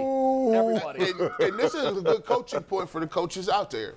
See, when y'all talk about situational football, this is the problem. He was on that sideline crying because he knew what he did after the fact. But this is where coaches need to be talking in these huddles. Guys. Nothing stupid. These guys are going to need to get out of bounds. No. We don't need it. Listen, let them get out of bounds. No late hits on the quarterback. No late hits on the QB. That's not just the coaches. It's like being in the huddle. It's like, come on, don't give up a 3. Right. Don't give up a 3. Right. No fouls. Yeah. No fouls. Now you're right. The smart players and the leaders are doing that in the huddle. However, it can trickle from the coaches when you're in training camp in August. Situational football, guys. When we're in situational football, and maybe, by the way, the Browns made a mistake that cost them a game this year. And I hate to bring this up because it was Nick Chubb. But if Nick Chubb falls on the 1-yard line, who knows how their season unfolds? Jay, so when you're in situational football, situational sports, what's the first thing you checking? The clock. Down and distance, the clock, how much, the situation. What do we have? I mean, then I go to, okay, here are the options. Somebody has to be like, don't do this. Okay, so it's 4th and 1, and we know they're going to try to, don't jump. Right. Don't jump. Statue defense. Everybody hand in the dirt till you see the ball move. Nobody moves. In this case, don't hit the quarterback late. We can't give 15 free yards. Don't pass interfere. Right. Unless it's going to be a touchdown. Don't hit a guy going out of bounds. And sometimes, and I'm sure they do this, but this is a great teaching point in training camp. You showing this. Put it on film. Guys, this has happened this year. Some point in time, Cautionary tale. some point in time is going to happen. You're chasing as a defensive lineman. Always understand where the quarterback is by the sidelines. We always err on the side of running and chasing him out. And don't touch him. Don't use your hands. Chase him as if you're trying to put your body on his body, but we know hands, right? And so that way you don't push and pull in 15 yards. Because at the end of the day, those 15s are the only thing that can win that game. That penalty. That's it. So where doesn't that feel good today? Cincinnati, baby. Cincinnati don't feel good today, Could you baby. imagine watching the game? I'd be sick. Let's role play. You're the mayor of Cincinnati. You're watching the post-game show, and you see Travis Kelce take the mic from Jim Nantz and say, I want to give a shout-out to the mayor of Cincinnati. Know your role. Shut your mouth, jabroni. What was going on in the mayor's household in that instant? First thing you need to grab Twitter and do all the blocking. Turn off Twitter. You know that meme where Homer Simpson just backs into the bushes? Want to get away? Need a Snickers. He needs to do a Southwest commercial, Southwest Airlines commercial. Want to get away? Yeah, that was the want to get away commercial. Yes. Hey, he just told his campaign manager it's gonna be a rough one. It's coming. Yeah. It's gonna be a rough one. When's re-election? And now, the mayor of Cincinnati office has been involved in the following situations. Look, hold on. What did he say? The mayor came at me. The mayor came at me. The mayor came at me, man. And so I've said all week, I'm like, they're just writing checks that they can't cash. Why are you doing that? And it's not just the players. Hey, man. So the mayor of Cincinnati, once upon a time, was Jerry Springer. He wrote a check to pay for a prostitute. Mm-hmm. Another mayor of Cincinnati threw out what is widely regarded the worst first pitch in the history of the game. McNuggets, can we get that? Because that's mayor's first pitch? Yeah, let me see if I can find it. Cincinnati mayor's first pitch. I believe Eric Davis, the former Reds great, was going to catch the ball. It was so bad, he threw it, I believe, up the first baseline. And Eric Davis looks around like, what the hell? Is that the first time you've ever held a baseball? He just went out there and now tried to shake his hand. the mayor's office of Cincinnati has given us yet Daddy another. Gate. I mean, this is Like- When he said it, Jay, I was like, I thought it was a spoof. I said, what? that man's not the mayor of Cincinnati. There's I no like, way that that a can't real be. mayor would do that. I said, nobody would do that. Who does that? I don't know why he would. Here's the thing. I just tell people like this, man. See, sometimes you get used to winning. Like the Bengals have a spotted history of being terrible, like along with the Browns, and have some bad years. But the Bengals have been good for the last couple of years. They've been making it. And sometimes you get comfortable, dog. Well, listen, you weren't here last week when I was making this point. Tyvis, the debate was, are you okay with Eli Apple acting like he's all of a sudden Deion Sanders? And I kept saying, I'm very troubled by this. First of all, the Cancun on 3, I thought was winning with, you win with class, you lose with class. That was not winning with class.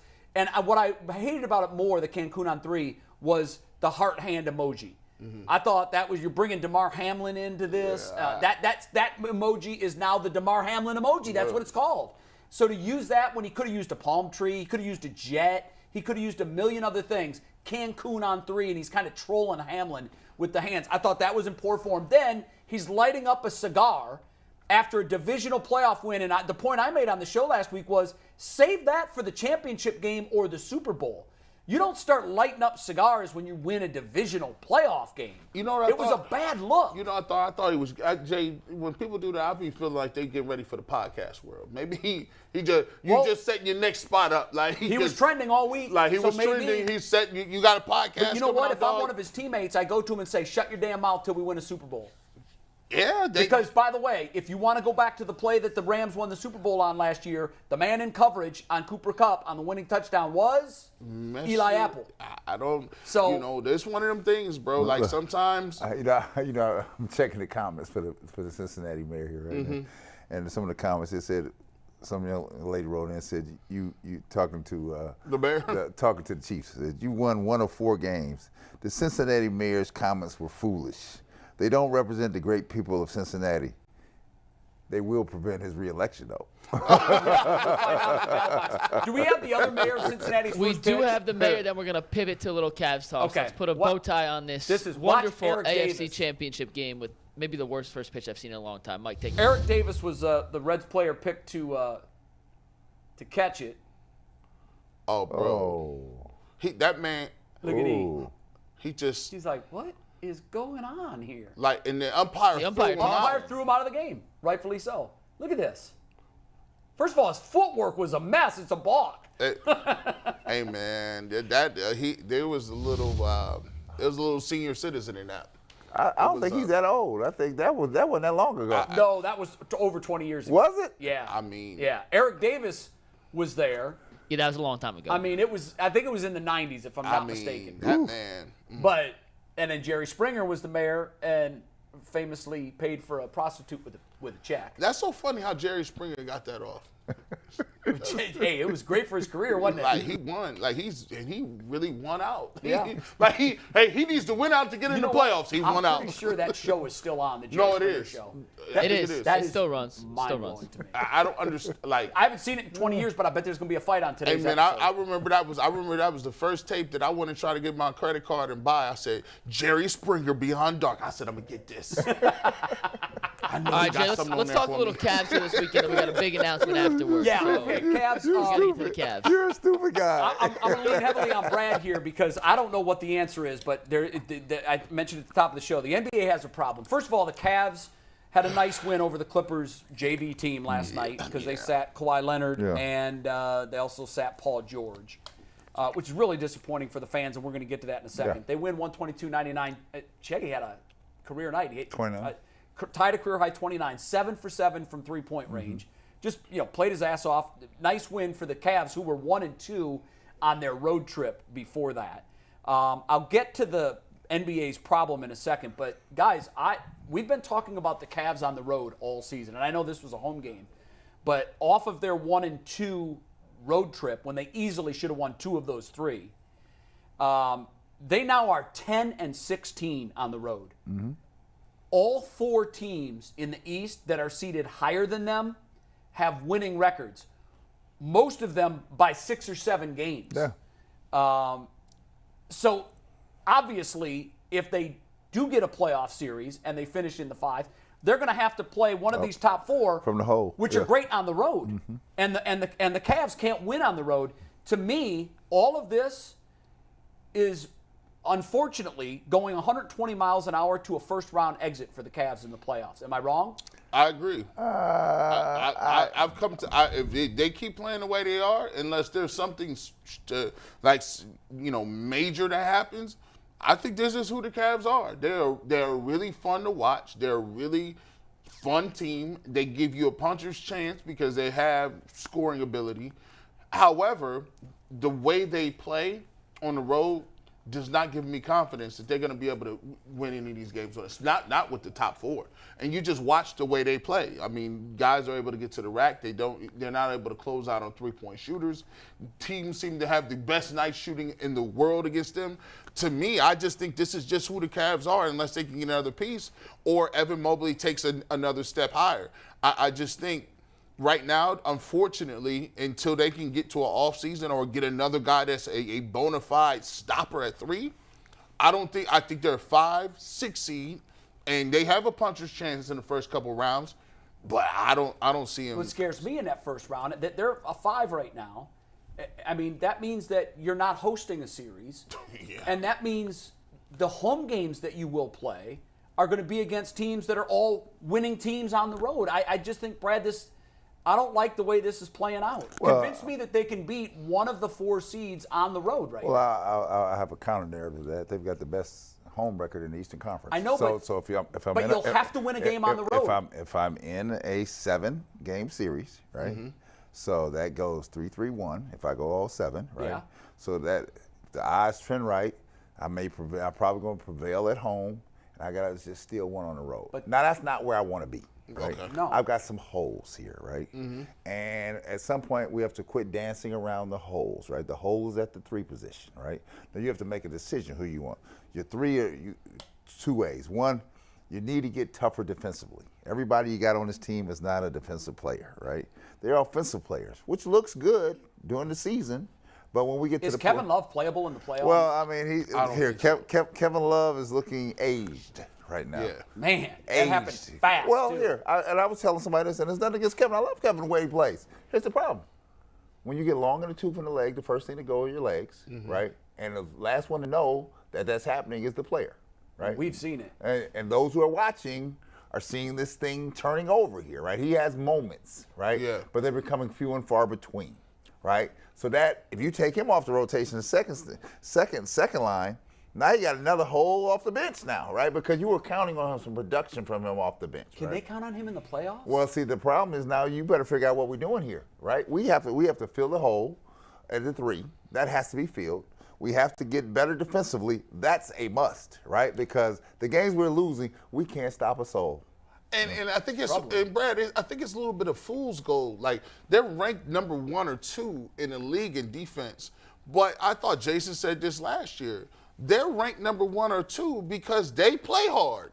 These other teams ain't playing hard defensively yet, which is the scary thing. Because they're going to turn this up. This is when you know, when you can consistently get stops when you need them. And that's not in the first quarter. It's in late in the game when I say I get a defensive stamp. I put my defensive stamp on this game. You're not getting by anything. They're not that team right now. No. And everybody sees it, right? Are you still on the Carmelo? Is he the guy in the missing link? People be on me like I don't know Carmelo Anthony from nobody, right? But I know this. I know I don't have a whole lot of money to spend around here, right? There's nobody in this Eastern Conference. You think anybody in Eastern Conference, Jay, wants to help me get better? No. It's not going to happen. That's not going to happen, right? You may steal somebody from the West, but the West said you're going to give me something for that, and you're going to give me more than Karis LeVert. Yes, you are. Yeah. Yes, you are. Do we even know, though, what shape Carmelo is? Does Carmelo want to play I don't know, again? but I don't even know if he wants to play But again. I damn sure can catch a plane in New York. Yes, I can. What are you doing here? I think what you're saying is some of the same things that we said with the Browns. You knew you didn't have any defensive tackles. You knew you needed a receiver, but you didn't do. You gotta at least do something. Because it don't cost you nothing. It don't cost you nothing to bring them in and cut them loose until they deal, right? I can do 2 moves. I can sign Carmelo Anthony for a league minimum. I don't need to play Diakite. I don't need to go to the practice squad. That's what you go. You stay over there and get better, right? I got an offensive guy, and now I'm gonna go find me a defensive guy, right? And that's who's going to be here. Because if I look here, because you're a smart guy. Everybody see Kevin trending the wrong way. So do you think this is going to get better? The odds are it's going to get better? No, it's going to turn up. If they think for a second that he's going to refine his fountain of youth for the playoff, I don't see how we use him in a playoff series. Yeah, unless it's in the first half when you're just chewing minutes. So I'm saying if you can find a defensive, because you're absolutely right. You better get somebody in here that not just can play defense, but you got to have somebody here with a little bit of edge to him, a little bit of dog to him, because this thing gonna get tricky here. Are you getting concerned at all? Because I think on our panel over the last 2 weeks, I've brought this question up a number of times. Are you concerned at all right now about JB in close and late situations? Because there's anecdotal evidence over the last couple of weeks that he's getting outmaneuvered coming out of timeouts. He's leaving timeouts, taking timeouts with them on the plane home. Are you worried? I know the lineages that JB comes from. As I told many people, for JB, I played for his father. Right. So the apple doesn't fall far from the tree.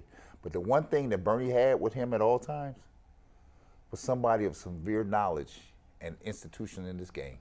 That means you're the older guy. I look at that sideline with JB, and they're all nice guys, but they're all young guys. They're all young guys. So he needs that grizzled I bench. was like, where's the old school guy to be like, look, what are we doing? Any ideas? Well, we stuck with what you got. They're not bringing nobody in here. Ty Lue always had.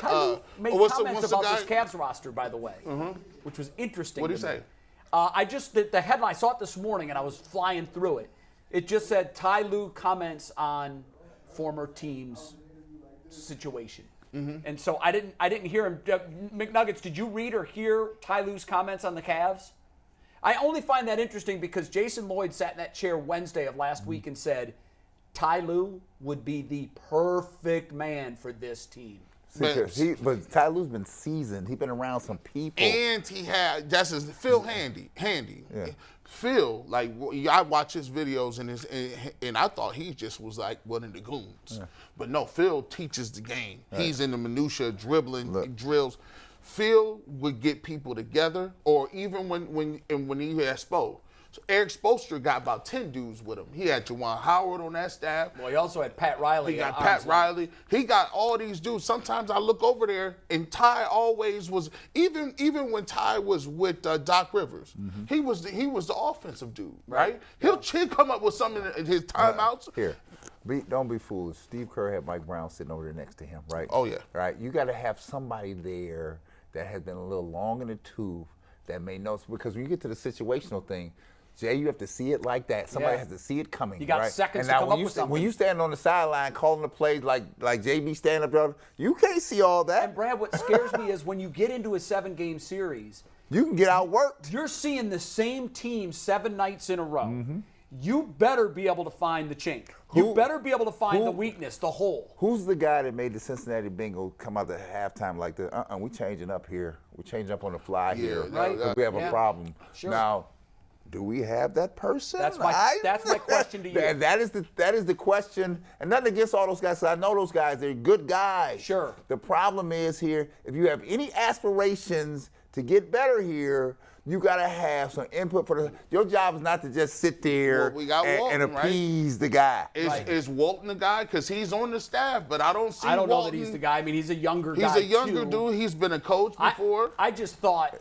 He got run to where Jason's he was. Point All right. last He week. got run where he was. All right. Yeah. No, I know. But Be clear. Jason's point last week about Ty Lue would be the perfect guy for this team, it resonated with me, and I thought about it, and I thought about it again while I was watching the Cavs lose to teams over the last 4 days that they should have beaten. You're not getting Ty Lue back here. So we like, are I where never we say are. never. No, I'm just saying we are where we are. Not this year. Well, Dan is to bring them back. Well, no, I'm just talking about. Here, He's like George Steinbrenner. Hey, Billy. Billy Martin back. Jay, I'm just talking about in this moment. Right, okay. Because No, your question is legitimate because it's permeating throughout this town here. Right. Right. And people are. This is a very smart sports town.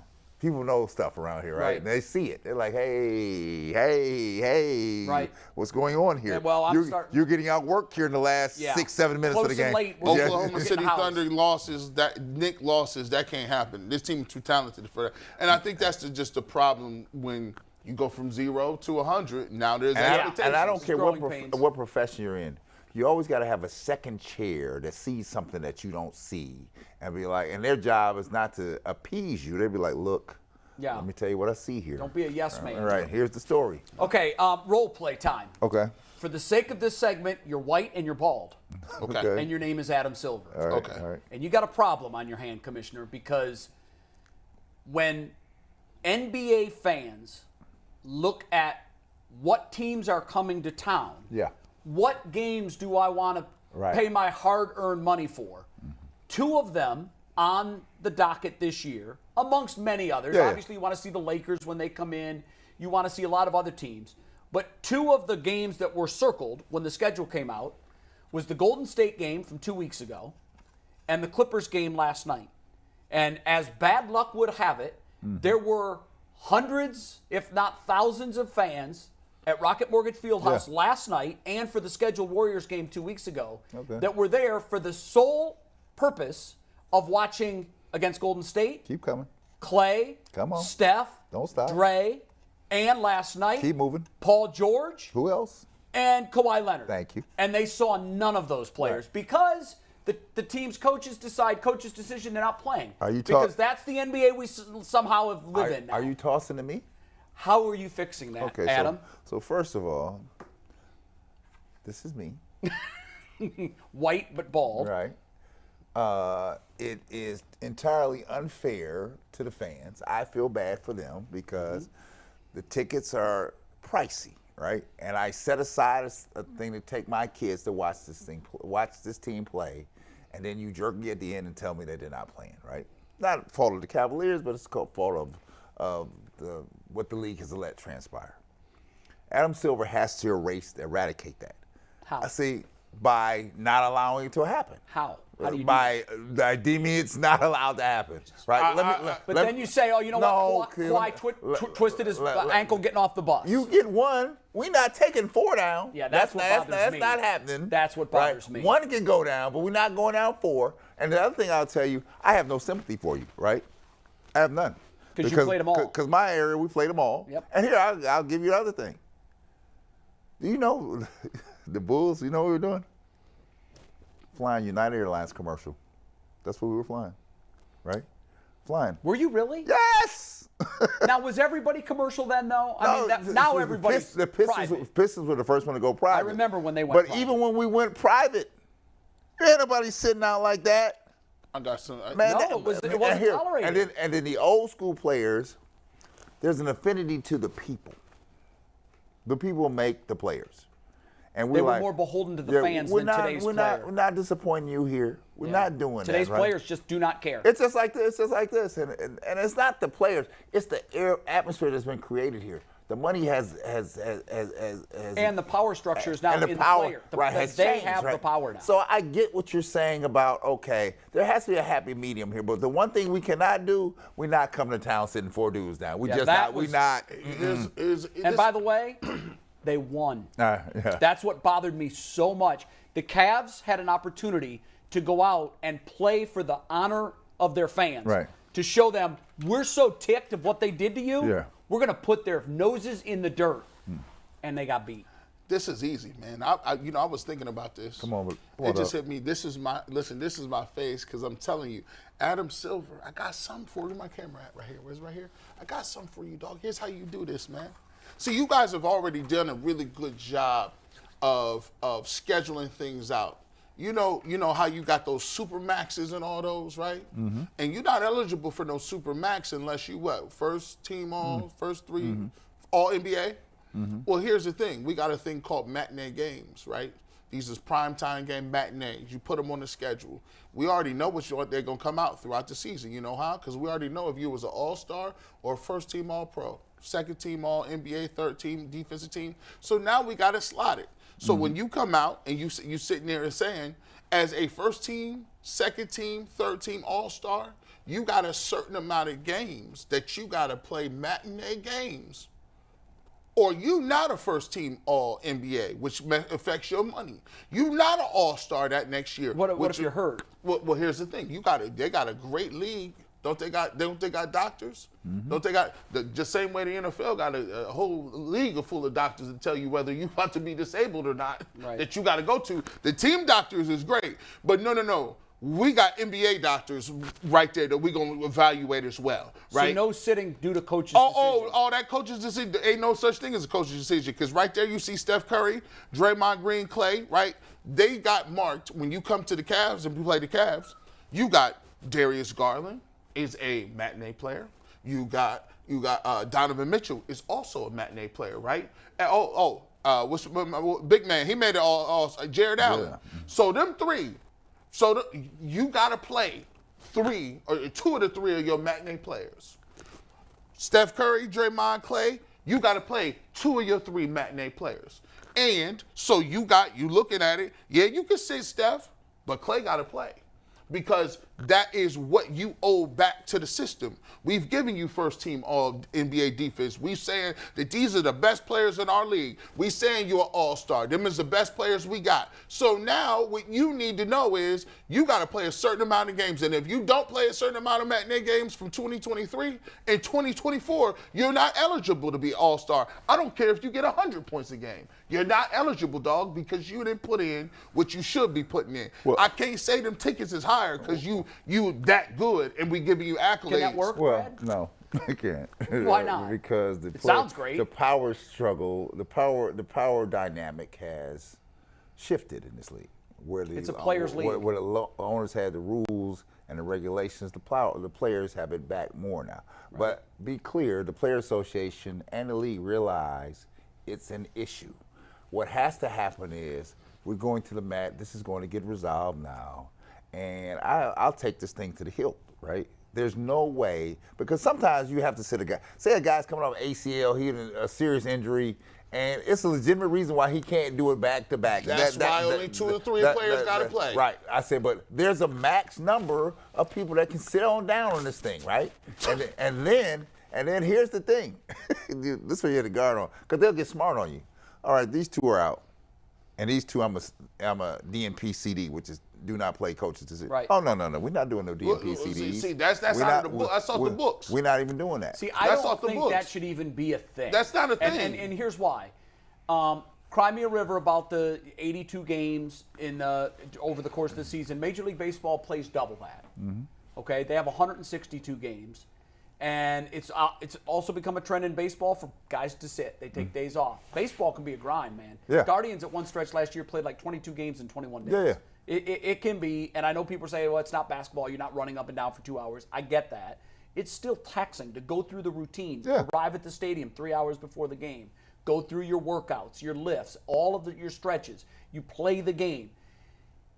162 times, that's what the fans pay for. Jay, are they playing harder than Bird and Magic play? They're not. No. They're Today's not. players, no. you mean. No. Absolutely not. And Jay, you get players to stand up and say, listen, the reason we telling you that you guys have to play is because you're the face of the league. They're paying their salaries. These people come to see you play. And so when you don't play, that does not do anything for the long-term viability of our league. To that point, because that really is, G. Bush, that's a pivotal point. Yeah.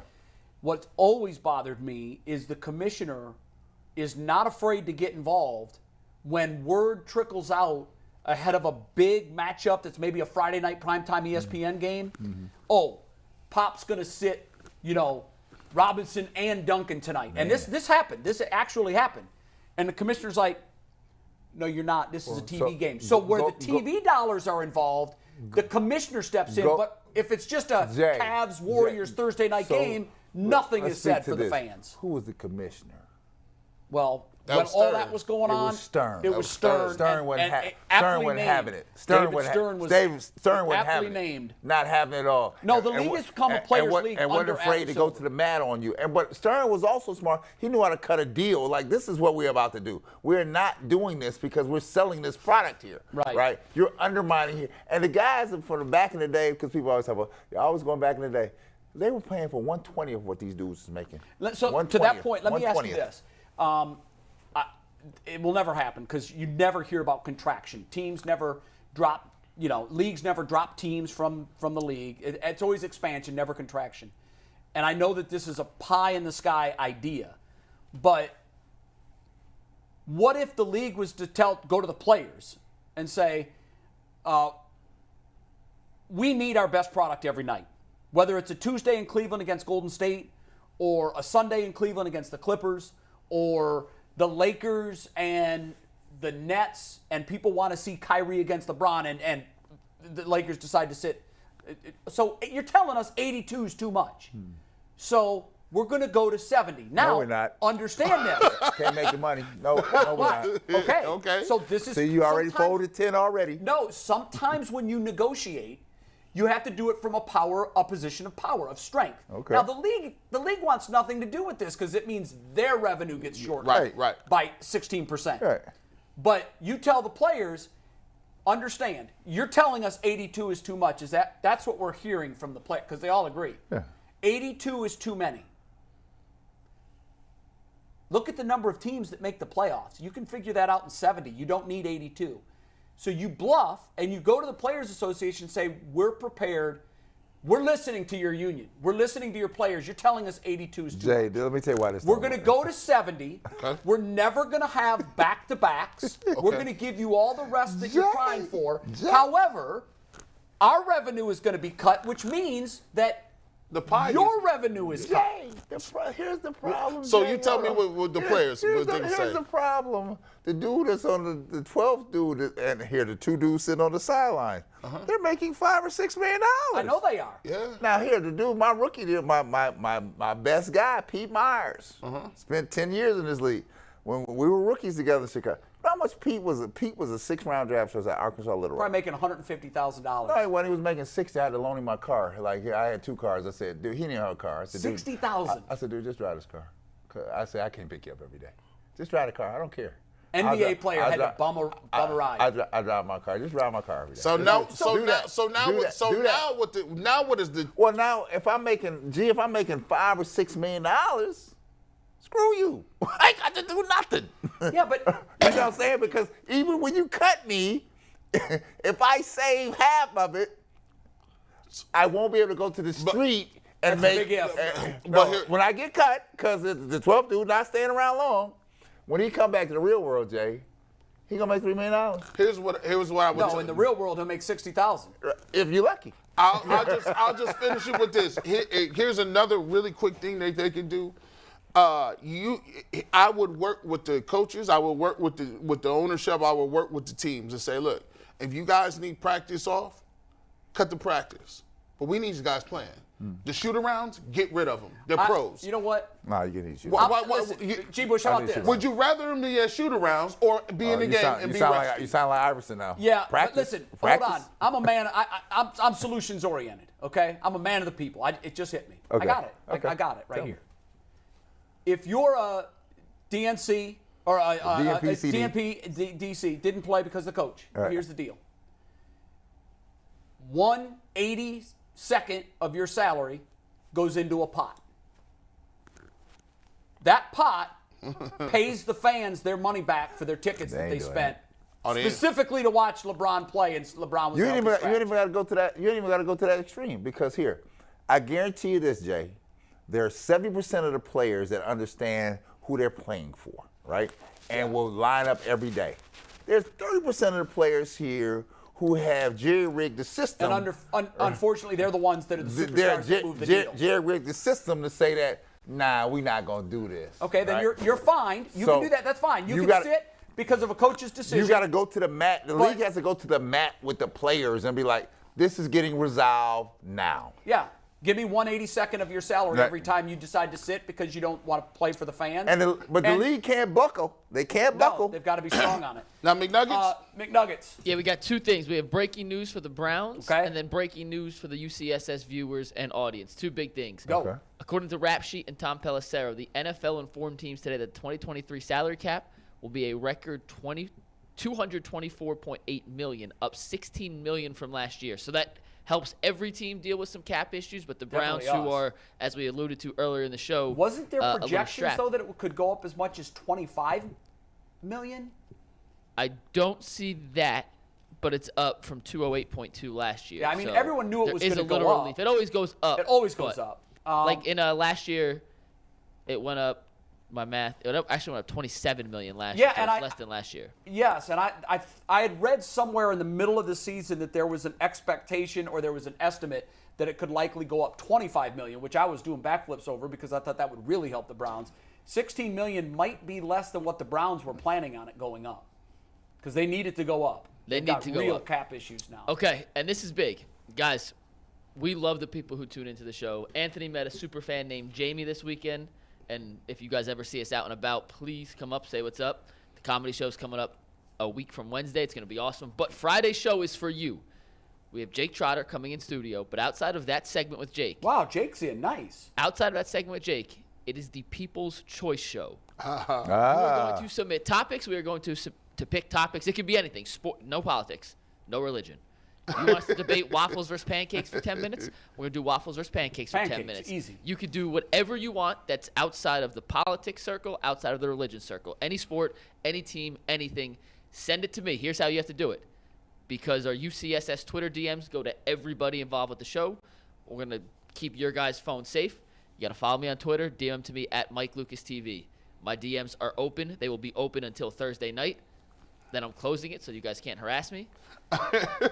We are picking up to 10 topics for Friday's show. Wow. Based on viewers' choice. Okay. We're 90 minutes dedicated to the viewers by themselves. What other show We are giving you pays guys that the kind chance. of homage to their fans? Now, not Brandon, real NBA quick. players. Wait, Jay, one caveat. If there's breaking news, we'll push it back till Monday or Tuesday. If there's Okay. breaking news that we have to address, we will obviously address that. But the plan is we have Jake Trotter for 20 minutes. All right. The other 100 minutes of the show, will be based on viewer submissions, topics. Get creative. If you've ever wanted to hear us argue about something, go back and forth. This is up to you. Follow me on Twitter at MikeLucasTV. Hit us up in the DMs. I will go through. I will like a message to make sure I know I've received it, so you will know I have received it. And I hope – actually, I know you guys are creative. You guys are going to give us some great stuff. Yeah, but probably. Friday's show is for the fans. It is the People's Choice Show. Okay. Just for you guys. So between now and Friday, we're building a 10-topic rundown for the People's Choice Show on Friday, which will be the entirety of the show minus the 20 minutes or so, 30 minutes or so that we're going to spend with ESPN Browns beat reporter Jake Trotter. I'm excited to have him in. That. Yeah, that'll be good. That'll Excited. be good. All right, very good. Yeah. Did you have other breaking news, or is that it? Well, no, it was you gave us cap. the Pulsar We news. might as well plug real quick. Comedy show is coming out next Friday. It's going to be awesome. I'm getting people tweeting at us with tickets. Wait, next Friday? It's next Wednesday. Sorry, next Wednesday, the 8th, February 8th. It starts at 7:30. People have been tweeting us tickets. We cannot wait to hang out with you guys. Look at the graphic. It's going to be awesome. Anthony made a sick graphic here. I think the chicken nugget looks like a dragon, but I'm kind of all for it. I promise looks you're like a going to get hash some laughs brown. out of It it. does. What I keep telling people is either we're going to be somewhat funny or we're going to be so bad it'll be funny. So guaranteed to laugh one way or another. How are sales going? Do we have any idea? Are these I tickets don't know how to gauge moving? it. I have no idea how to gauge it, but I've gotten a bunch of people show me their receipts. So Oh, really? Right. I know people have actually bought tickets, which is Are awesome. you And getting more nervous? I go back and forth. Can I tell a story real quick, Anthony? You got How 10 much time do we seconds. have? We have a minute. Anthony's girlfriend got her car stuck in the snow this weekend, so literally he called everyone he knew. We had to push her car out. And there, Anthony's mom told us that she bought 10 tickets for Anthony's entire family. So wow. literally every Antonelli in Parma is coming. That's There I it think is. half of Parma. There it is. There's going to be some people from the gyms, people I play basketball with. They're all coming in force. So Are it the is folks going from to the be. Antonelli's Cheese Shop going to be there? They're not related. He We got has- 20 seconds overtime today, by the way. What if Terminal Tower lit up in Bengals colors had they won? How would that have gone over? Not McNuggets very made, good. let me hear one of these jokes. I hope he come with it. It's fire. Yeah, I can't wait. It's I cannot fire. wait for that. I had to That's get the Wednesday. stamp of approval from G. Bush before I I, liked said that it. on stage. All right, so good. we will see y'all tomorrow. See you tomorrow, guys. All right. Peace.